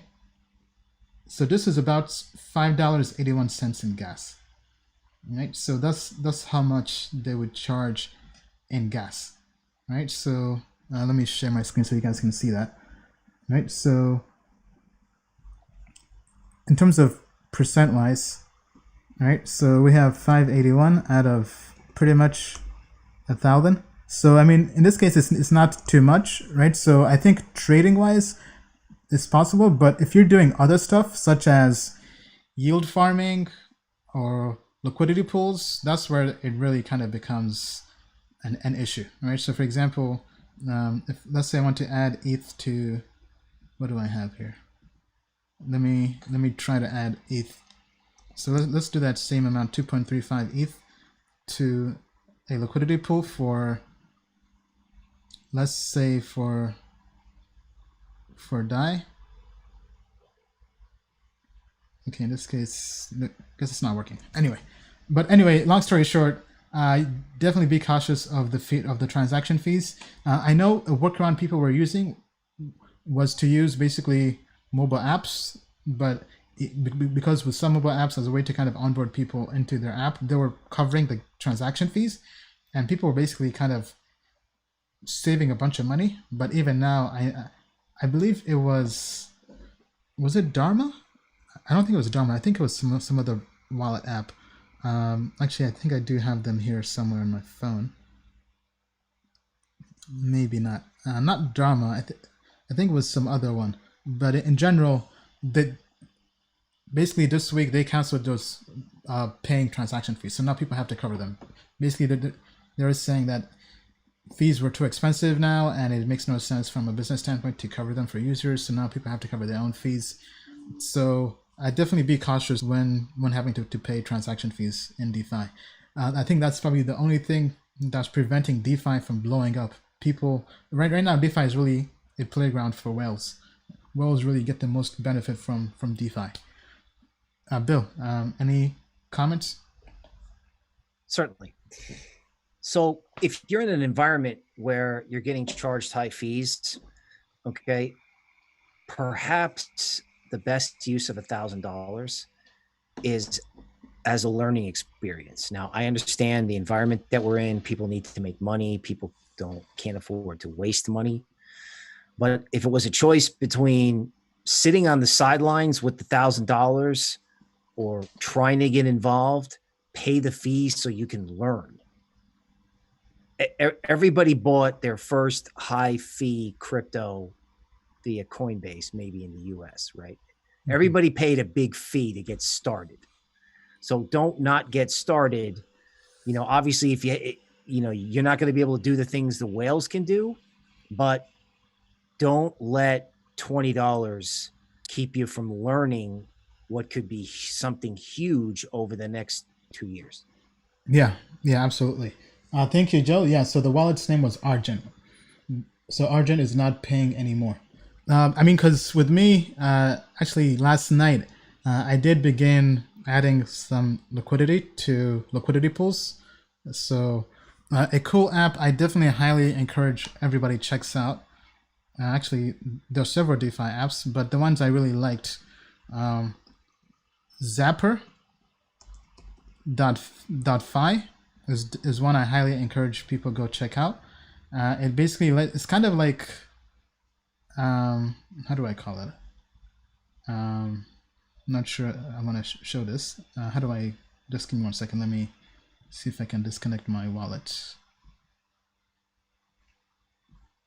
Okay, I guess not. Just don't want to put everything I have in DeFi on the live stream. But in general, here, let me see if I can log out. Why isn't this? Okay, here we go. All right, so this lets you manage your DeFi assets. So you can go to this site and it will pull up basically all the liquidity pools. You just put in what token you want. So for example, I'm part of the Wi-Fi liquidity pool. I'm part of the ALF liquidity pool. I'm part of the Chainlink pool as well. So this kind of basically the way it works is you take, let's say 10 ether, and it basically cuts that in half. It takes 5 ether, buys Chainlink, takes the other ether, and puts it in the pool, and you basically get a share of the transaction fees. So it's kind of a good way to kind of hedge and earn some extra income. Definitely not for everybody. Definitely make sure the returns make sense, but I think it's definitely worth checking out because it could be a way to possibly earn interest and just earn some profits. So for example, let me take a look here. Right. Okay. Yeah. So for example, let's say you have Balancer and you want to deposit that. You just come here, search for Balancer, and it shows you all the different pools. It shows you the ROI as well. Right. It also shows you the impermanent loss as well to make sure that it's in profit, because impermanent loss is definitely something to keep an eye on when partaking in pools. Right. So Balancer and the WETH pool, ROI for this month is 10%, but in terms of the net ROI, it's only been 0.23%. So basically, you've only made this difference as opposed to just holding one single asset. But let's say, what token do people like? Let's say UMA. Right? Let's say you have some UMA and you're bullish on that and you want to add that to a pool. Well, right now, in the last 1 month, it's not been too profitable, so probably does not make sense. But what I did is this. If you just come here and just sort by ROI, So this shows you the pools that have the most ROI, right? So here we have Metastable, Acropolis, which is Octus, which is actually one of our picks for interesting DeFi projects to keep an eye on for this month that we sent to our private customers. We have Balancer here as well. So definitely check out the site. I think if you're in DeFi, this is definitely worth bookmarking. One other site I've also kind of been dabbling with is Zerion. Their site is Zerion.io. So these sites are kind of like DeFi money management accounts, right? So if you want to kind of, because the downside with DeFi at the moment is if you want to use several different protocols, you have to go to several different sites and learn how to use all of them. So these DeFi management platforms could basically let you interact with all these different protocols at the same time without having to really learn anything new, right? So for instance, let me see let's say somebody wants to, looks like it's not loading properly.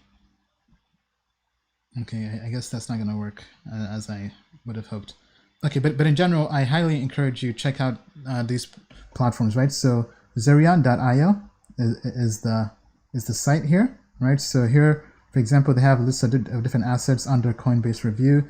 They have assets for yield farming, right? So if you want to kind of partake in any of this, definitely that does make sense to check this out. With that being said, if there are any DeFi apps we've missed, definitely be sure to tell us down in the comments below.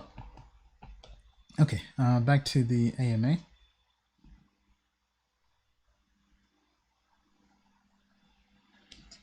Okay, all right. Next question. With the bug on the DeFi project YAM, do you see the DeFi bubble ending soon? No. I mean, kind of based on what Bill said. Bill says alts still have lots of room to grow. So until Bitcoin begins to rally, I don't think we can say that DeFi bubble is ending anytime soon. Bill, your take? Okay, here's how I would talk about the DeFi bubble, right? If something's up 25% in one day, like we've got some of that today in DeFi, that can be a way to take some money, right? Because things consolidate. Mm-hmm. I think one project failing is actually a good thing, because now every other project that comes out is going to probably be more thorough, because I would imagine Uncle Sam is going to take a look at who failed. Okay. Yeah. So it's an incentive for everyone else to be more careful. All right. So there's the basic idea of managing your P&L and profit taking. And there's also the idea that in innovation phases, mistakes have to get made. How can we learn if we don't make mistakes? As long as it doesn't blow up the financial system. And again, as a reminder, DeFi at 9 billion, and that looks really huge. Except, the Fed prints 9 billion before they're done with their morning meeting at 7 a.m. So it's not that much money. Yeah. And I think to kind of add on to that, right? So your question in terms of, is the DeFi bubble ending anytime soon? I mean, kind of as Bill mentioned, I don't really see this ending soon. I mean, yes, there'll be some corrections, but I think it's something that should be expected. I don't think it's something that should cause panic until really Bitcoin starts to cause alts to bleed. But if you're up and you're taking profits, then everything should be good. Now, in terms of what happened with YAM, so I myself also, as an experiment, did partake in YAM farming because I had Chainlink and they basically had the Link Marine Garden. So anybody who basically had Link tokens could earn extra interest, right? And so a person in our network was basically making a killing I mean, so I would say this is one of the value adds of the private network and this kind of being in the professional plan. So literally this person woke up in the morning and said, guys, I'm making like 3% a day on just farming my Bitcoin with Yam. And as soon as he said that, within a few hours, I was on Yam putting my Chainlink. and to me, honestly, that was the first time I've really kind of done yield farming, right? To me, it was just an experiment because I didn't believe in buying the token. I think people who buy the token, that's where you basically get wrecked, right? Because it ended up crashing from market cap of over 60 million to I think almost close to zero, right? Due to the bug. But if you're passively earning it, it's basically like an airdrop, right? So if you just stake your tokens and you yield farm and you earn it that way passively, whether it goes to zero or nothing, you aren't going to be as wrecked as somebody who's actually buying it on a DEX or an exchange and is spending their own money to buy it, right? Because the only expenses we have from farming it is just the transaction costs from the Ethereum blockchain, right? So to me, it was really just kind of an experiment. The team has mentioned they do plan to launch a V2, basically version 2, and then a version 3 to migrate people over. So it looks like it is going to come back. So definitely, I think they've proven that they can create a community very quickly. They've proven that there's lots of interest and hype around it. So I think once they launch that third version and they fix all the bugs, I think it would definitely come back again, right? But I think if you're in DeFi, buying most of these DeFi tokens doesn't really make sense. For example, CRV, Curve token. It's a project we're very bullish on. Technology is great. Everything is great. But even that, I myself would not buy at this point in time just due to the valuation and the market cap being very, very high. But if you're passively earning it from participating in the protocol, then I think to me that makes more sense, right? So that's kind of a way to hedge against any possible downside risk. With that being said, tell us what you think. Do you think the DeFi bubble is ending anytime soon, or do you think this is just beginning? Tell us down in the comments below. All right, let's go on to the next question. Okay, this is about ETH 2.0. Unfortunately, we can't really answer this question. The question is, what are the odds from 0 to 100% that we get ETH 2.0 before the end of the year? Not to be a bore, but I'll just say 50%, because we don't really know. Okay, let me see if we can find. Let's keep out of politics for now. No information on Definity token release, unfortunately. Next question.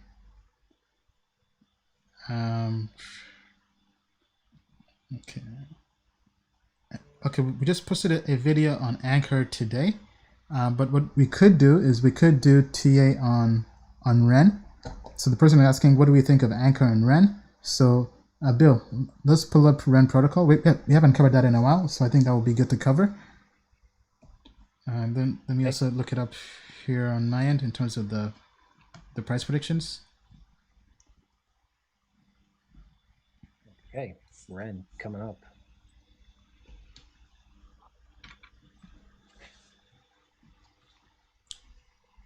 So Ren is definitely one of the interesting DeFi projects to keep an eye on. I know Diego, who's watching the stream, he's very, very bullish on Ren. He's actually, I believe, has 3 nodes on Ren protocol. So he's been talking about it basically to the moon and beyond. All right, go ahead, Bill. Okay, so here's Ren. And here are, I guess we can call them the moon lines. Right. So Ren around 42 cents. I guess one of the things that these DeFi coins like to do is that they like to kind of overshoot their technical levels. So this to me looks like, you know, some sort of like, we always talk about if something's up 20% in one day, take the money, right? Now, I know I've said that, so that doesn't make for very interesting TV. So what I will say is that if Ren does take out 42 cents, it can go to 55. Okay. But with a lot of these DeFi tokens, like I said, one thing I will say about the Ren chart, everyone's going to see the big green area and go, wow, look at that. But one of the things that's really, really interesting to me about Ren, I'm actually going to switch to a daily, is that Ren actually consolidated. You were able to buy dips. You were able to buy dips in Ren as early as yesterday or 2 days ago, right? This didn't necessarily look like Auto Moon. Like once it got above 28 cents, yes.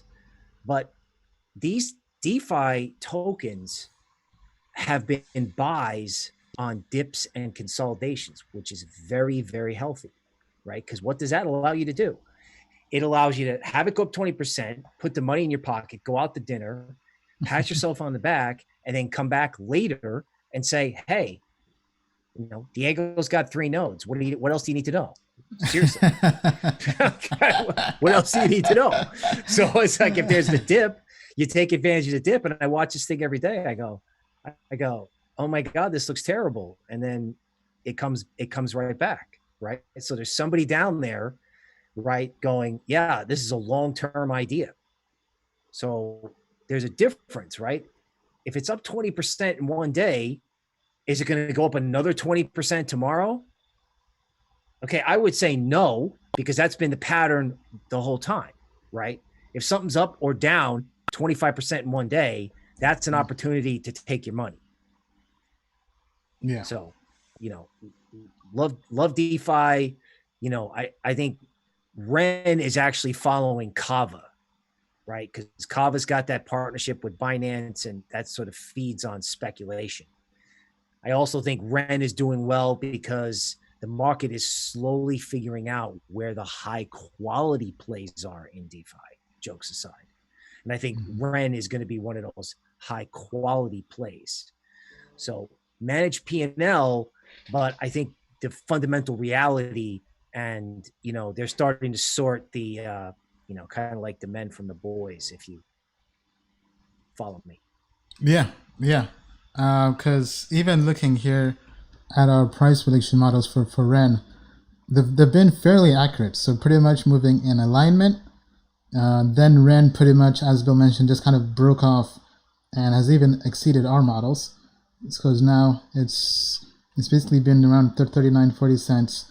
Our models had it basically going to about 30 and then kind of going sideways.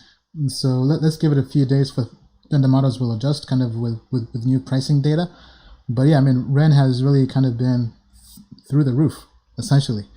So tell us what you think. Are you bullish on Ren? Do you think there's more upside?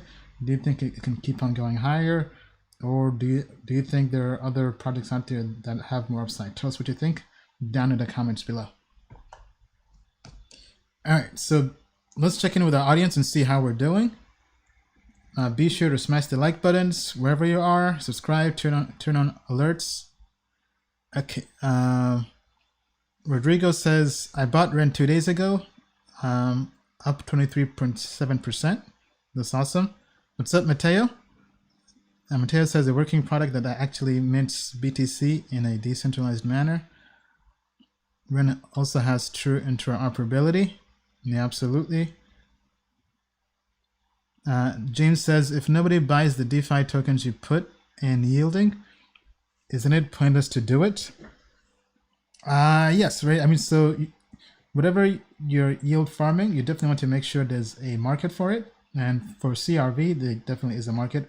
They have almost $1 billion locked up. For yams, there was a market for 2 days, then the market crashed because of the bug. But I think once they migrate over, I think those same people who liked it before will come back, and I think the market will come back again. So Mr. Bitcoin says DeFi is not ending. Yeah, that would be great. All right, so yes, Gavin Wood has the inside workings on ETH. He has seen it all. Yeah, he basically built ETH, right? He was part of the dev team, so he basically knows how to build a better Ethereum, possibly, right? If anybody can do it, it's definitely him. Okay, next question. How long does still scoring take? And can any of the info be considered while it is still being scored, such as price predictions? Yes, yeah. So price predictions can definitely be used. Still scoring is really just for fundamentals and technology review. So in terms of technical analysis and price predictions, yes, it can be used. It's really just for kind of the fundamentals and the technology, because either there isn't enough information out there to really kind of give a full review, or maybe it was just honestly sometimes it's just a bad project where kind of like through the review we just kind of give up on it because it's just going to be close to zero. Right, but then sometimes it's just because we're still actually going through and doing the review. So we do plan to maybe kind of do a better job of categorizing different projects. I know some people have said maybe not even show projects that are still being scored. So we're definitely open to feedback, so tell us what you think, either in the comments down below, or in our Telegram group, or on the forum. Okay. Unfortunately, we can't really do reviews of projects just due to the time we have. Okay, so next project, what do your tokemetrics say about the future of RSR? That's reserve rights. So this actually was one of the coins in our indices. This was the biggest gainer in the weekly weekly price prediction index. Let me just see if I can pull it up. So reserve rights is up 101%, I believe. If this is right, then let's also have Bill pull up the TA. But if I pull up the price prediction model on Tokemetrics, just give me a second, it's loading here. But I mean, I think the prediction should be pretty bullish because this was in the weekly list.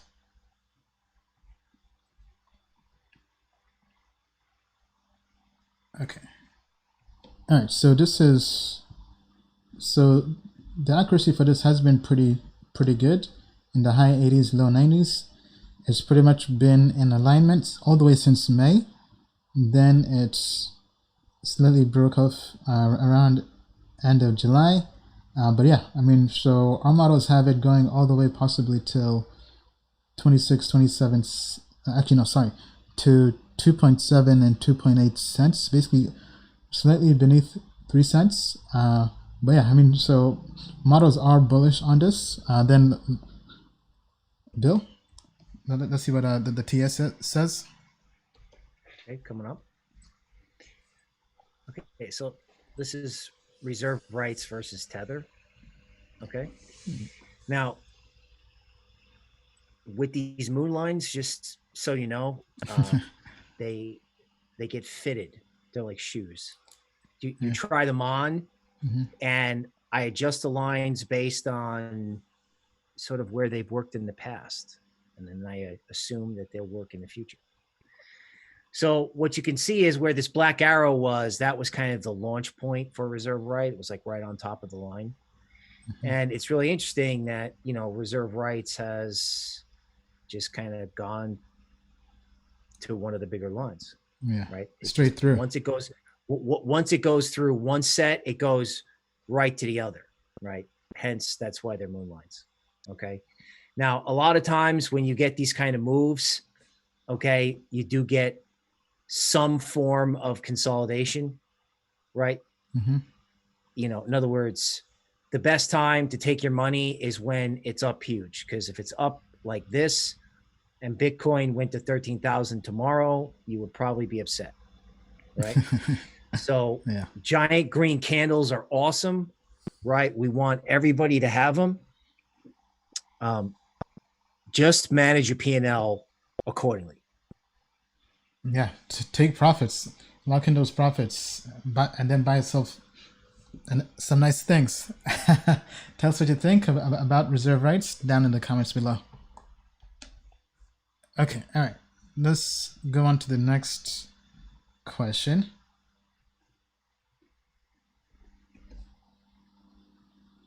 Okay, next question. Just joined professional plan. How do I get plugged into the community?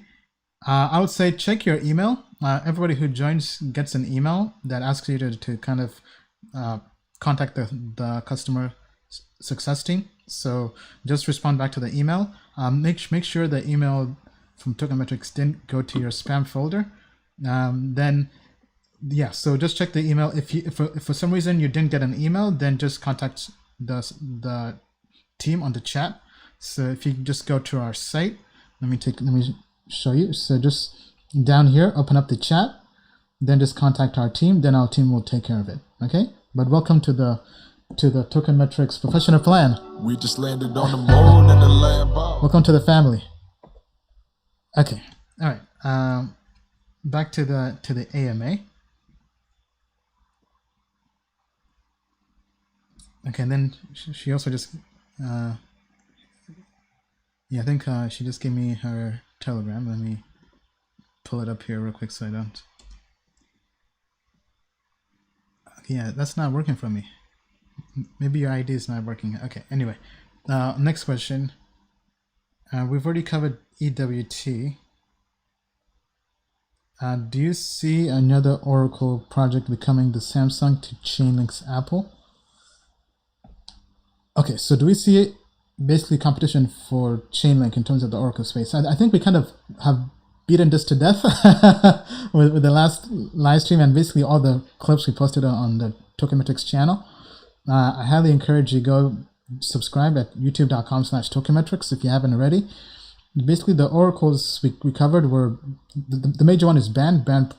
Then we also had, I think, a DeFi Oracle video where we covered Teller and all the others, DIA, I think it's called, and some others.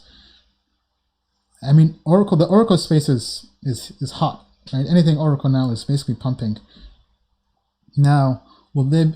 Yeah, I mean, I think Band and Chainlink are really the 1 and 2 right now, and maybe third is probably Teller, right? So that's kind of what it looks like. But if we missed any other Oracle, tell us down in the comments below. Okay, let's go on to the next one. UTK coin, that one I've not heard of.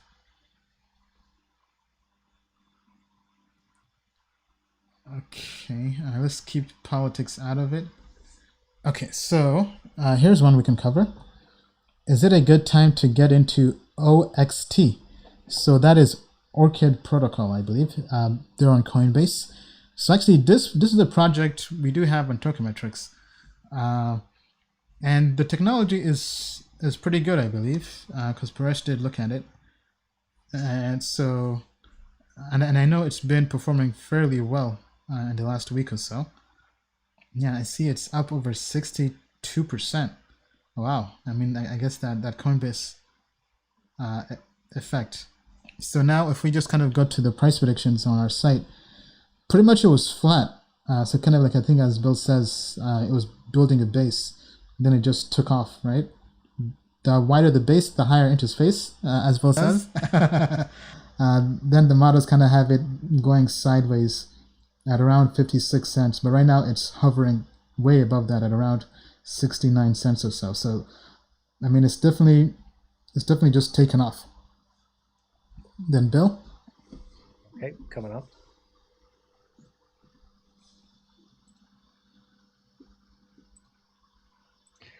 Okay.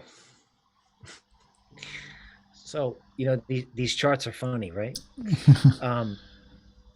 When you get to an even number, like $1, and that also happens to be where there was one of these Gann lines, okay, you're going to get a natural stopping point there, right?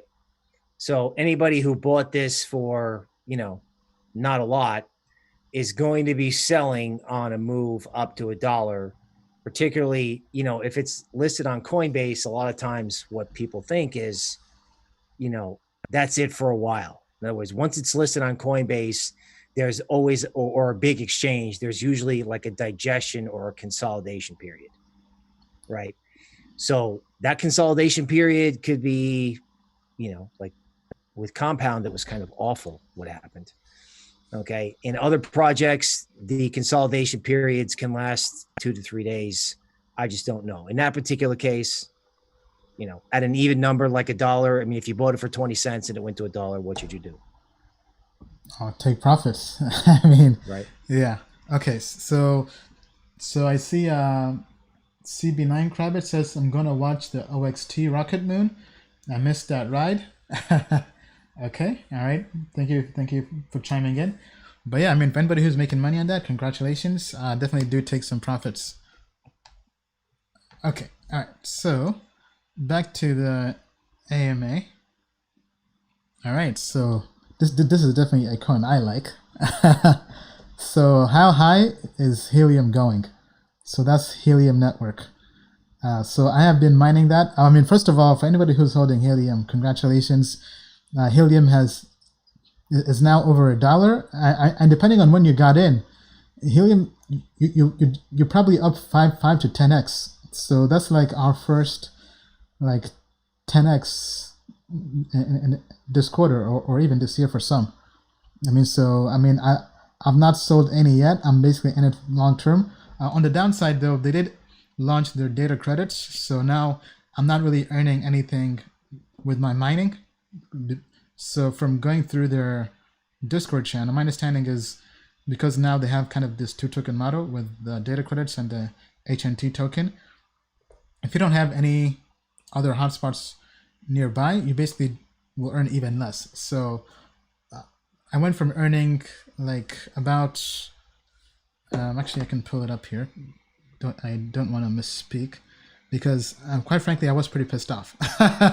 But I mean the price is going up, so I can't complain too much because my rewards shrank to basically 0.02 per reward, and that's about like 7 a day or so. In the past I was getting as much as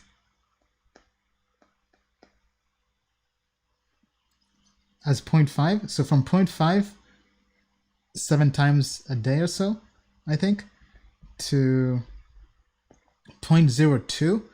I mean, I'm definitely not a happy camper, but I mean the price is going up. But at this point, I think really the only thing for me to do is just accumulate on exchanges, unfortunately. With that being said, to you, Bill.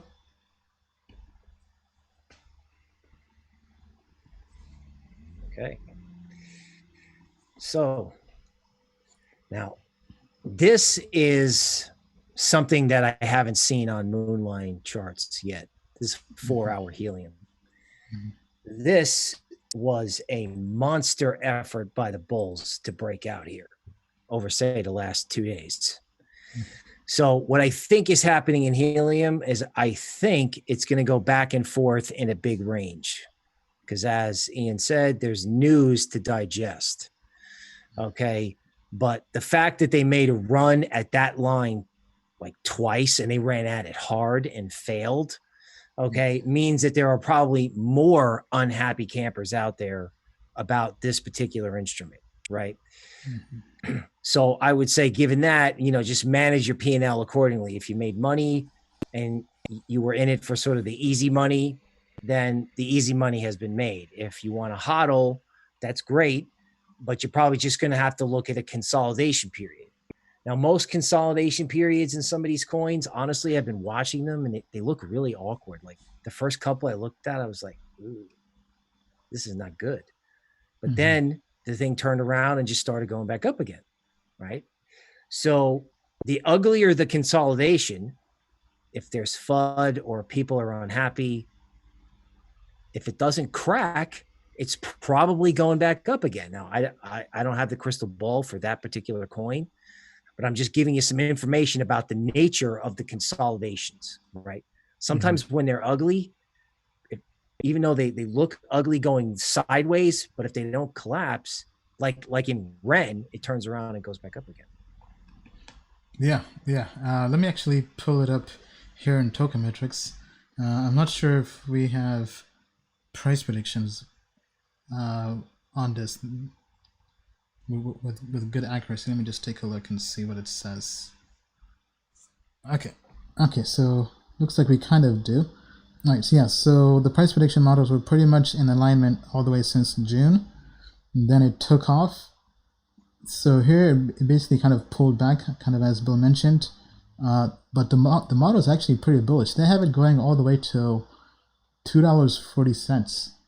So yeah, but kind of with the pullback, this will have to kind of be reassessed. So probably give it a few days for the models to kind of adapt, because the models are rolling 1 month predictions, so every 30 days out. So with this new kind of correction, probably in 2 days or so, this will get factored into the prediction for the next 1 month. But I mean, with their possible review to be added onto Coinbase, I think that definitely can be a huge catalyst, right? But I mean, quite frankly, at this point, mining for me does not make much sense, and I want to buy on exchanges. But to buy on exchanges, I would hope for a bigger pullback. So if anything, I mean, because actually, I'm pissed actually, right? Because I wanted to market buy on Bialexi when it was 25 cents, but I tried to catch the dip. So I bought a few at 25 cents. Then I had buy orders at 20, at 15, and at 10 cents, I think. But it just kept on going, basically. And I basically only got like about a third of how much I wanted to buy on exchanges. So I'm pretty pissed. And I thought it would come back down to earth, but it just kept on going. But either way, I mean, I think it probably does not make too much sense, because if I'm in it long term, so if I try to kind of time the entry points. But either way, I mean, it's been a great investment this year. So congrats to anybody who's made money on it. Okay, all right, let's check in with our audience and see how we're doing.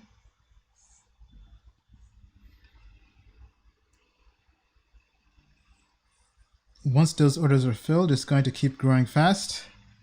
Okay, put a sell for 100K for $1.70, installed the growth. Helium already floated Ian to the moon on a blimp.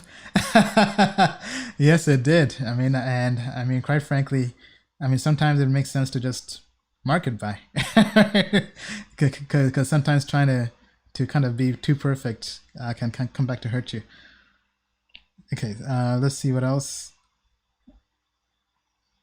Thank you, Diego. Good words. Have you looked at Ocean? We've done a review on it, but I don't think it's been fully added to the site yet. How do I start a plan as a newbie? Go to tokenmetrics.com and sign up. It's pretty straightforward. We also have videos on our channel that kind of walk you through. Then also when you sign up, we give you some tutorials. How often does the TA gauge update? Is it live? It's not live. It updates I would say about every 6 hours or so. So yeah, so I would say the ratings update about every 6 hours. Worst case, every 24 hours, but typically every 6 hours, kind of based on the price movements and the price action. Just want to say thanks for all the value you bring to this community. Thank you, Mr. Cryptos. We appreciate it. Crypto family in the house, thank you for being here every Sunday 6 p.m. Eastern time to watch the live streams with us. We definitely enjoy having you. Okay, all right. Let's go back to the AMA. Okay, is there a way to search for micro caps sub 10 million on Tokenmetrics? I can't find it. Yes, there is. So if you go to tokenmetrics.com, so go to data ratings. This brings you here, right? Then you just add a filter. Oh, actually, sorry. Okay, I see. Okay, so all right. So we used to have a market cap column, but we did actually remove that to add the price predictions, right? So because people were asking for price predictions. So for example, people want to know what coin is going to go up, right, based on the next 1 month, right? So being able to kind of give them price predictions directly on here. Okay, but Okay, I'll check with our team. I think it might make sense for us to add it back here, because we thought because people had the rank here, right? So it didn't really matter too much, but it looks like people still do want to be able to filter based on market cap. So maybe we replace market cap rank with market cap. So that's something our team will check into. Definitely tell us in the comments if you think it makes sense to add market cap column back. Okay, all right. Going on. We kind of covered Ren. All right, I do think Ren can be big. Okay, so here's a question for Bill. Hi, Bill and Ian. Can you take a look at Toto 2? Total crypto market cap minus B2C. Okay, I think we kind of covered this, right? The altcoin market cap. That's the same one you looked at, Bill? It's similar. This question is, this person is definitely after my own heart with this. So if you look at market cap excluding Bitcoin, right? It's broken out of this gigantic downward sloping wedge, right? What's a downward sloping wedge? It's a basketball underwater. Okay. And this is sort of adds fuel to the fire of that altcoin market cap chart, right? Because once you let go of that basketball, okay, that basketball flies not only to the top of the water, but out of the water. And I don't see why this can't go back to where it was in June of 2018. Because again, that's what the big picture looks like, just like the altcoin chart, right? So you're like, oh my God, this is up so much. No, not really. Not really. That's where, your ethers, possibly your Litecoins, your Cardanos, your Stellars, your Cosmos, God only knows what Chainlink could do, if that chart proves prophetic, right? It just adds to the idea that coins other than Bitcoin can go up so much. It's actually hard to talk about it, right? It's hard to come out and say, altcoins, as in coins other than Bitcoin, not necessarily the super small ones, right? Just remember that. The bigger altcoins haven't even started rallying yet. That's the message of that chart. The big altcoins have not started to rally yet. Yeah, I mean, so early in the show we covered Binance, right? Binance hasn't really begun to rally yet, and we think, if that happens, Binance could be up there. EOS, Neo as well. Definitely watch out for that. All right, thank you, Bill. Okay, all right. Okay. Ian, any Polkadot gems? So Polkadot itself is one gem, but I think most people kind of knew that. We've not really done a deep dive into any particular Polkadot gems yet. The only one we've been kind of doing research on is Polkaswap, from just talking to their team, because we've known their team for some time. Just kind of they've been in our network. In terms of other projects, I know people have been talking about Darwinia and all these other ones, Akala, but quite frankly, our team has not done any in-depth fundamental or code review on those projects yet, because there are so many projects, and it's DeFi frenzy to get through, right? And we have a long list of projects, so we've not gotten to all of them. But the ones on our radar are probably those, right? I would say Darwinia, Polkaswap, but this is not any kind of financial investment advice or anything like that. Bill, are you able to find any of the TA for any of that, like Darwinia or Ring? Darwinia is spelled Darwinia, I believe. Okay, let me see what I can fish for here. Okay.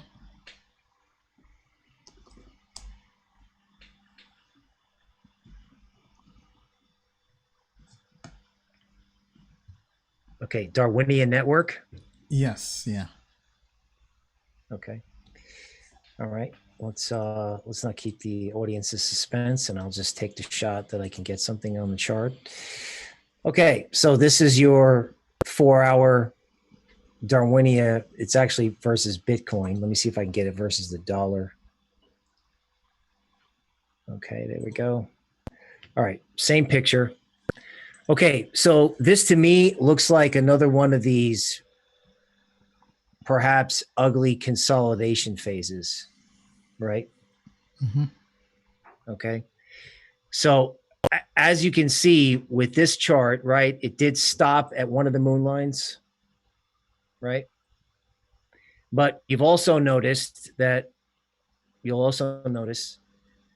when it gets near these lines, particularly this one, you can really get chopped up. It's not clean. Okay. So what does that mean? Well, that means if you love this or you can buy it, okay, it'll be on these kind of sharp dips where everyone gets stopped out, like right there, right? Everyone kind of gets hurt, everyone gets chopped up, and then it lurches forward, right? So this actually looks like a legit bull market only because of how hard it is to be long. You know, one of the things that, I've talked about, we joke about it. How do you know that this crypto market is a real bull market? Well, it's simple because it's hard as hell. It's hard, right? Everybody thinks it's like put on your Bitcoin Christmas sweater and watch it all go up. No, no. I mean, these things consolidate. They go through levels. They run stops. You sell out. You get frustrated. You go for a walk and it's higher. Mm-hmm. So when you start to see that kind of action, I think it means somebody is like accumulating it, right? When you see like, stops being run or lines being, choppy. So that's just, I pull these up and I just read it like I see it.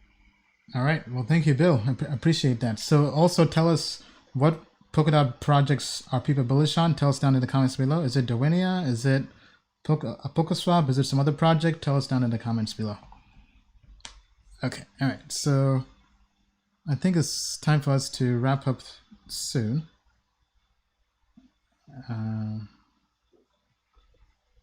Okay. So let's make this the last question, I think. Can you please look into DAO Stack and TrustSwap along with AirSwap? Okay, so those are a ton of coins. I don't think we can look into all of them. Are you able to find any of those, Bill? There's DAO Stack and TrustSwap, and then also AirSwap. So he basically added all three in his question. Okay. So let me bring up TrustSwap. Okay.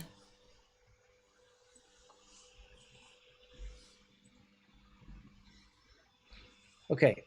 So when something moons right out of the gate like this, it's one of the hardest reads.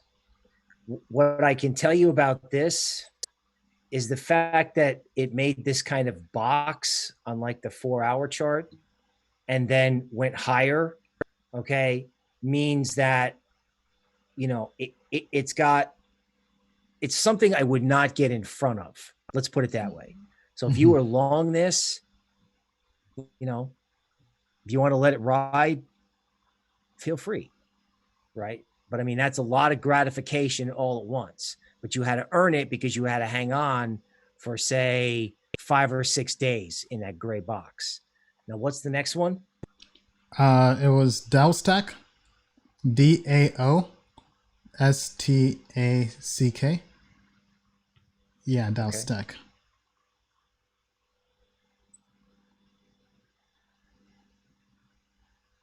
Wow. Okay. All right. So I guess this is a good example of the bigger the base, the higher into space. And it looks like what this is doing is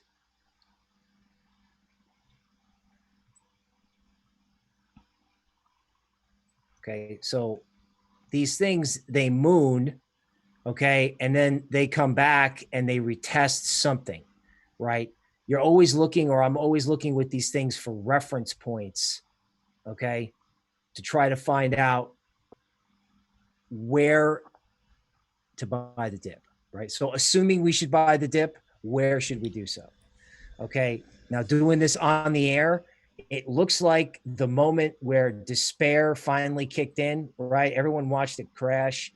And then this was just like the start of the give up trade, was right here in May of 2018. Then it explodes through there, right? And then frequently it comes back down and retests that critical level. Okay. So if Dow stack holds on a dip right about where it is now, it can resume. Okay. Because again, it kind of came crashing down, so it could turn around and go the other way just as easily. But you're going to have to earn it, right? You're going to have to watch it go up and then have to be brave enough to buy the dip. So, you know, if you like this, you're definitely going to have to be brave enough to deal with the dip that's happening right now. And what was the other one? It was AirSwap, AIRSWA. Yes.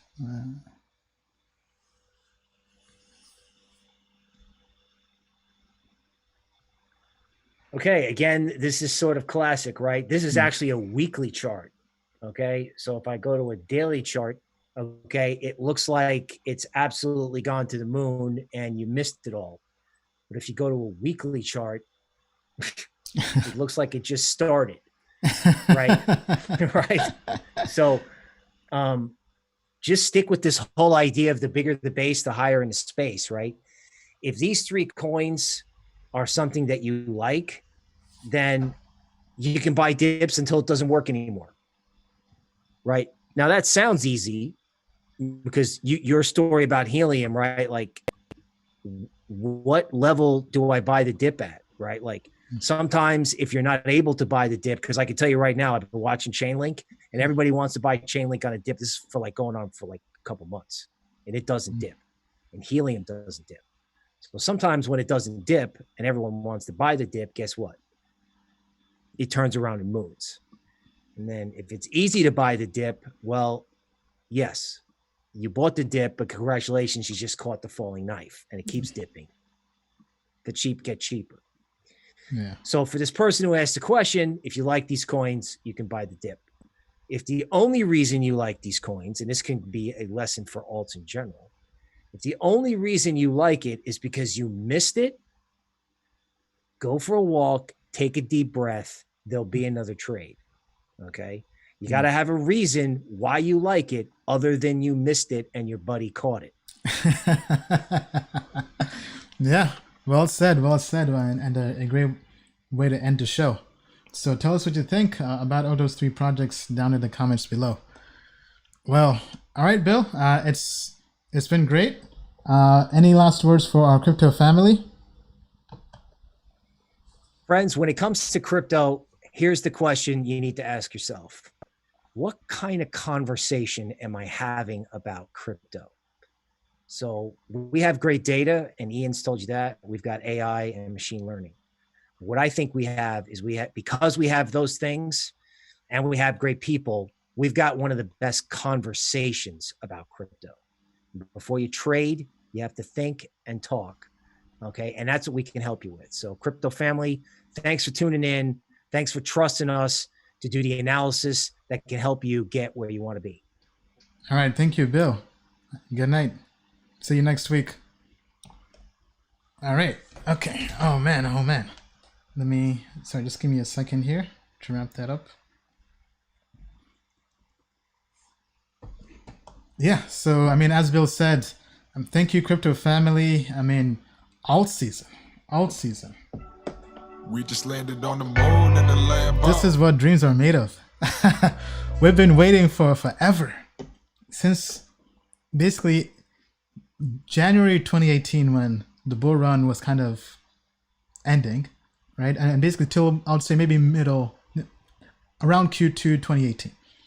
So it's been 2 years since we had moments of glory like this. So first of all, congrats to everybody who's making money, whether you're making money on Chainlink, whether you're making money on Helium, whether you're making money on Matic Network. Matic Network is finally rallying.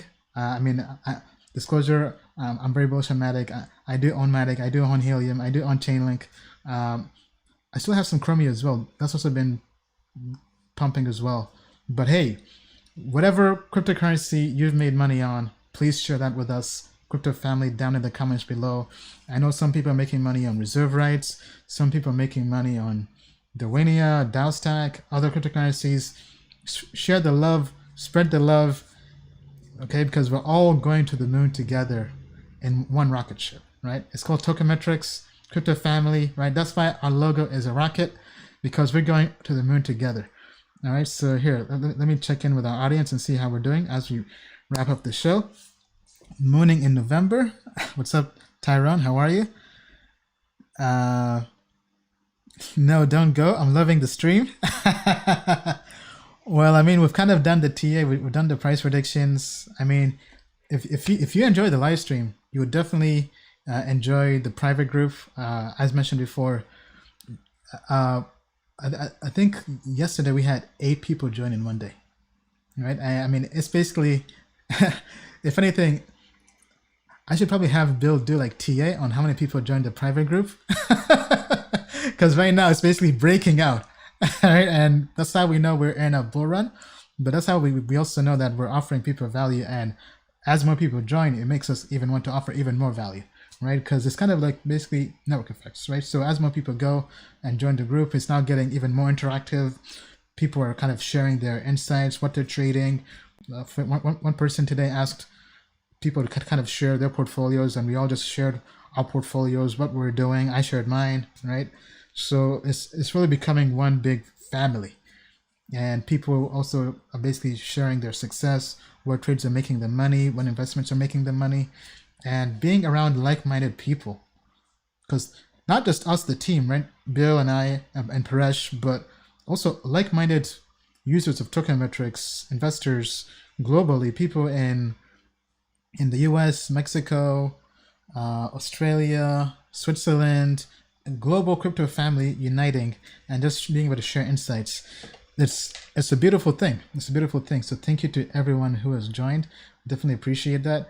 And thank you to everyone who has been just using token metrics. I mean, because I know, this year was not easy. There have been some growing pains with our team just working, taking input from the audience, working to fix bugs and everything, right? But at the end of the day, we're doing what we do for you, and because we measure everything. I don't think I can share the full thing, but what I can share, because I don't want to break too much of people's privacy, right? But what I can share, to kind of just show you that, hey, we appreciate all the feedback you've given us to help us improve and become a better platform. Because if we go to our NPS score, right, in the last 30 days, it's shot up. It's now 67.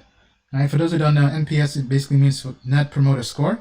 It basically kind of shows you what our customers. So we survey everybody who pays to use token metrics, right? And just to make sure we're offering as much value as possible.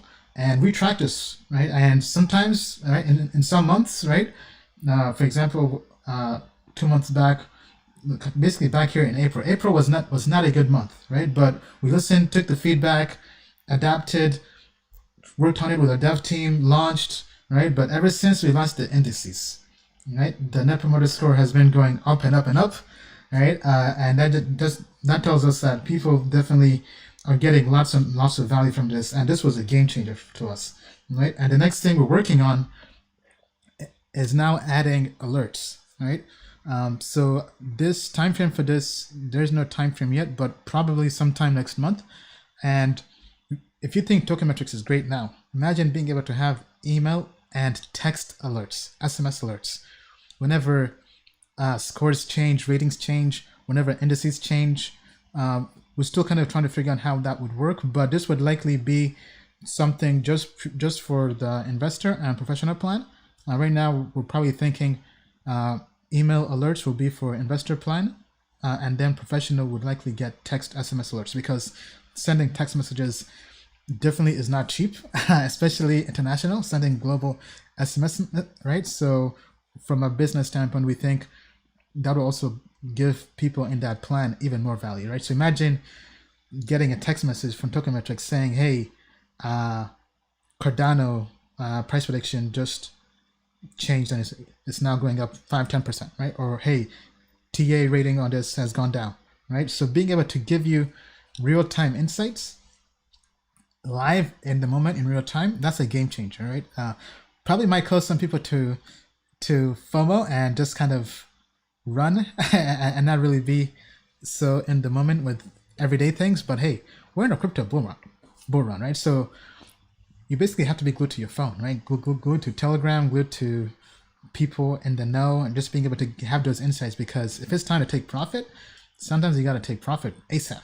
All right. So with that being said, I mean, thank you for all the support. We'll definitely keep you posted. With that being said, let me just see if there are any other questions or comments I can briefly answer. Text message is a good idea. Thank you, Riz. Great job. You're a true team leader. Thank you, Curtis. Appreciate it. I love you, bro. Love you too, man. Love your crypto family. What color is the Lambo? Well, I mean, I don't have a Lambo, but if I do, probably, yeah. I mean, Lamborghini is probably gonna have to be probably yellow, right? I mean, my favorite color is red, right? So, but honestly, my favorite car is a Ferrari, red Ferrari. But I mean, crypto is like a Lambo thing. But honestly, if nowadays I'm not as flashy, right? Because I've kind of been through that phase of the last bull run, so I'm definitely trying to not be so flashy, especially publicly. But I mean, if anything, I mean, Ferrari to me makes more sense, right? But Lambos are still great cars. April is a great month to buy the dip. Yeah, absolutely, absolutely. Diego says one-chain AI models are very accurate. That's what's up. Loving it. Helium at 48 cents. Man, if helium goes back to 48 cents, I want to accumulate more helium. I mean, because before I didn't really put in too much, right? Because I was buying on Bilaxy and I didn't really trust that exchange. But I mean, because if anything, the right time to buy it is before it goes on Coinbase. Okay. I mean, so, and then I did look into the OTC channel about possibly buying, but I don't really like doing OTC deals either. So at this point, yeah, I mean, it's tough. But helium, I mean, I should put my money where my mouth is, because I did buy some, but I've been mining. But now that mining is kind of not as lucrative as it was anymore, I have to buy, right? Especially before it goes to Coinbase, because if I believe this is going to be a top 20, top 30 market cap project, I should not even be looking at the price. I should just be buying, because imagine trying to time the dip of Chainlink 2 years ago, right? People just kept on buying, right? So, and I mean, Chainlink did 100x. I mean, like, don't let anybody, I mean, just think about that. Chainlink did 100x, right? I believe, yeah, 100, because when I got in, it was 25 cents, I believe, maybe even lower, right? So, actually, no, but it's about to do 100x, I think. Anyway, I have to go back and double check what the price was, but it's almost 100x, right? I mean, just think about that. But not only did it do 100x, but one thing nobody can ever take away from us, crypto family, our team, you guys as well. I mean, people might try to make fun of us for whatever, but very few people were in the private sale of Chainlink. Very few people were even in the private sale of synthetics. I mean, yes, we ended up asking for a refund, right? Because they changed the hard cap and all that stuff, right? Back then when it was Haven. But how many people found those two projects, the hottest DeFi projects, 2 years back, before the VCs did? I recall meeting synthetics in Australia. Right? Actually, the marketing person came to talk to us to basically pitch me the project at the Tennis Open. I mean, it's pretty crazy now, kind of thinking back, right? I mean, I definitely messed up by by asking for a refund, right? But I mean, I probably would have sold early too, right? Because there was a long bear market, right? But either way, I mean, obviously we put our L's behind us and we learn from that, right? And Synthetics has performed well, and you know, you definitely got to give it the props, right? So Synthetics, Chainlink, looking back, but now if we're trying to find the next Chainlink, I mean, if I really think Helium is that, I think if I had to pick two projects, Helium and Blockstack, and Matic. Actually, I'm sorry. Yeah, Helium, Blockstack, Matic. But Matic to me is an easy buy because, I mean, I know the team. I'm close to them. I've done my research, and it's ERC20. Like ERC20 tokens, those I buy very quickly. But if it's not ERC20 tokens, then I have to go on some other exchange and buy and all that stuff. But if you told me, okay, in 2 to 3 years, what projects will be the next Synthetics, the next Chainlink, that we were early on before anybody else was, I would say Matic Network and Helium, right? Blockstack too, but Blockstack we weren't too early on compared to everyone. But Helium, because Helium, I mean, I met the team in San Francisco in 2018, went to the offices. Matic Network 2018 at the Crypto World Tour pitch competition in Hyderabad, India. Right, so like talking about like hidden gem. So I think those are the two projects that I'm very, very bullish on long term, right? So if anything, I should just buy more, right? I mean, right now, because people ask me, Ian, what's your portfolio, right? So just to kind of share with people. So I have Helium, I have Matic, I have Ethereum. I still have some Chromia because Chromia, they've had like this almost 2-year lockup. So I think I still have some Chromia, but barely. I have Elf. I didn't buy that. I invested in Pixio Chain. Then Pixio Chain basically did nothing. It was basically pretty much just crashed. Then the Elf team give basically an airdrop to Pixio Chain holders. So we're able to get some money out of that. So I didn't sell everything, but I sold maybe like, you know, I'm not sure how much I sold even. Probably, I think I sold about 25 to 75%. I'm not sure. Either I sold 1/4 or I sold 3/4. But and I put the rest into ETH. Then right now I'm basically trading Chainlink as part of the price prediction, right? So actually, let me see if I can kind of share that here. So the price prediction indices are on fire. So that's kind of what I've been following. I've not been following everything to the letter, but so basically the price prediction index monthly, 2 coins it had in there. Matic I already had, so that one I didn't have to do much because Matic is really for me a long-term hodl. So I'm staking Matic. The ROI on that is about 58% annually, but I think it does decrease over time. The Matic to me is long-term. That one, long-term portfolio, Matic and Helium, that I'm not trying to sell. Helium, that one I'm definitely not selling because I have that. So I just want to accumulate, not even look at the price. Chainlink, that to me is purely a trade just for this month. Whenever it drops out of the price prediction monthly index, then I'll be out of Chainlink. That one I'm not planning to fall in love with at any point in time. Then I do have some Ethereum on the sidelines, so I do plan to probably buy one cryptocurrency from the weekly price prediction index, because that one is now really starting to do well, especially now in alt season. It's actually been one of the better performing index. So the best performance from that, just kind of going through this. Actually, I'll share this since it's going to update anyway, right? So this is the weekly price prediction, right? So the holdings: Kava, Nervous, Origin, Cody, Chromia, Reserve Rights, Polkadot, Morpheus Labs, Ferrum, Chainlink, right? If we just go to the weekly performance to kind of show you guys how well it's been doing. Okay, weekly it dipped all the way to 125, then went to 183, but it's really in the last 1 month where it's been basically on a tear. It went from 39 to 183, right? And looking at this, all right, so the month is not over yet. Right now we're basically halfway through, right?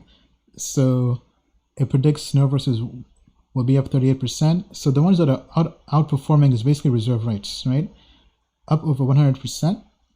Then Morpheus Labs is also is the second, actually third. Chainlink is in here as well. So this is kind of a nice diversified portfolio. I think all these have performed relatively well. Obviously, they aren't doing like a 10x in like a week per se, right? But one thing to note, this does not look at illiquid coins. This looks at projects with over 500,000 in trading volume, right? So this does try to filter out the low cap coins that are on exchanges that might not be so trustworthy, right? So next update on this is August 19th. So whenever this updates, I myself will come here, take a look, and probably pick a coin here to add to my portfolio as a weekly trade. So that would basically mean I would have Chainlink and some other coin in my trading portfolio, right? But yeah, I mean, as mentioned before, I mean, we're definitely very pleased with this, and it's doing very, very well. I mean, if we go to the Value Investor Index, the best performing one has been the annual portfolio. But the issue with this is this only updates once a year, right? So, in this index, I have Matic and Ethereum. But for anybody out there who wants to just kind of buy 10 coins long term, not trade, hodl, come back a year later, look at the results, right? This would be a good portfolio for that. In terms of performance, quarterly now is actually surpassed the quarterly technology. Okay, so the quarterly technology, I think because it has some exposure to some DeFi coins, but I don't think it has made an update on this. Let me take a look. Yeah, so this has Compound. Compound is now kind of bouncing back. Compound, Cosmos, Dash, Eternity, Cardano. Cardano has done well. If we go here to the performance, so Cosmos is up over 124%. Ethereum, Neo. So the ROI for this is based on the time horizon. So this is quarterly. So this is basically in the last since July 4th. Right. So this is kind of, think of this as your blue chip safe picks, right? So they aren't like sub $100 million market cap coins, right, that are super hella risky. These are kind of nice, solid investments that aren't necessarily based purely on market cap, right? So the low cap coins in here would be Matic and Eternity. Compound is still pretty new, but this also next update will have some new coins, because we did add some new coins that are, I would say, in the top 10 in terms of technology. So on the next update in October, this will be totally different. All right, let me check in with the audience before we wrap up. How to join the private group? So you have to be on the professional plan. So if you just go to Tokenmetrics, just click pricing, right? Professional plan, basically private investor network and webinars, that's the private group, right? So if you join that, then it will send you an email, and that email will be then, then just respond back to that email with the customer support, and they'll basically kind of bring you in, right? So, but with that being said, I mean, alt season breakout, congratulations to everybody who's making money, right? Now is the time to be in crypto. Shut up and take my money. Shut up and take my money. And as we like to say, We just landed on the moon in the Lambo. Moon Lambo. Taking pictures with the zoom and the thing. Thank you, crypto family. It's been a pleasure. Awesome having you. I mean, thank you. I mean, it's been incredible. I mean, you guys have allowed us to really now even be able to expand the team, right? So being able to offer our crypto family a product that they love. Because quite frankly, I mean, in that bear market, it was rough. It was rough because everything was like, I put in, as mentioned before, I put in over $2 million of my own money funding this, right?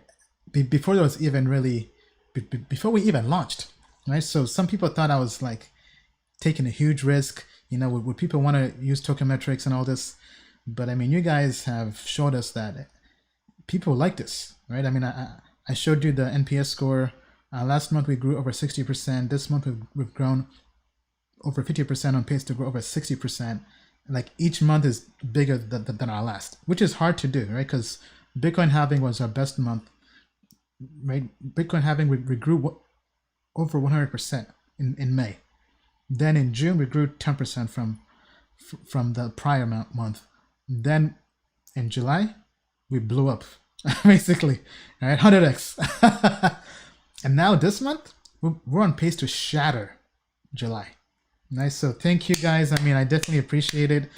And I will definitely find a way to reward our crypto family, just because you guys have done so much for us, and we'll definitely find a way to reward you. So, I mean, if you're a customer, just make sure that you get our emails, make sure that they aren't going to spam. We're definitely working on something, right? I mentioned this before. I can't really say too much, just kind of due to legal reasons. But I mean, just all I can really say, I mean, I've kind of hinted at it, right? But I mean, we are trying to get involved in this DeFi movement, right? And we're trying to, because as mentioned before, we want to build kind of like a trading bot, right? Basically, right? Trading bot, robo-advisor, whatever you want to call it. My lawyer said not to call it robo-advisor because it's not quite an investment advisor yet, right? So especially if we go towards the DeFi route. But imagine if we can take our indices and have people be able to trade them through smart contracts, right? So that's what our team has been researching on, right? I mean, I think that part I can't disclose. So we've been looking at Ethereum. Paresh has been also looking at Polkadot as well, right? Because even though it's early, if their technology is good and if they can do what we want to do, that could be something very interesting to build on, right? But probably leaning more towards Ethereum. But I mean, we want to really eat our own dog food, right? Because we're kind of building this up in levels, right? We built the analytics platform, we built the indices. Now we need to automate the investing and trading in the indices, right? Where it's just push button, kind of like Uber, boom, price prediction index. Here, just put in, for example, just put in all your Ether, all your DAI into your wallet, smart contract, whatever. It goes through, buys all the different price prediction index holdings, and it does the trading and buying for you, the rebalancing. If we can automate that, that is the holy grail. That is the holy grail of crypto, right? And that's something we know people want, because you guys have told us, right? That's what you want, right? And we're trying to see how we can make that a possibility. So definitely thank you to all the customers. I know I've been rambling a lot, but with that being said, thank you. We'll be back Sundays, 6 p.m. Eastern time. This was filmed on, as it says in the bottom right, August 16th, because people have been complaining about us not having the dates on because we take the clips and post them. But yeah, with that being said, thank you, crypto family.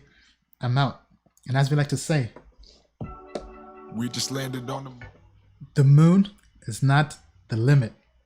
To the moon and beyond. I'll see you next week, crypto family. Please subscribe, smash the like buttons. Smash the like buttons because we're all going to the moon together. Crypto family.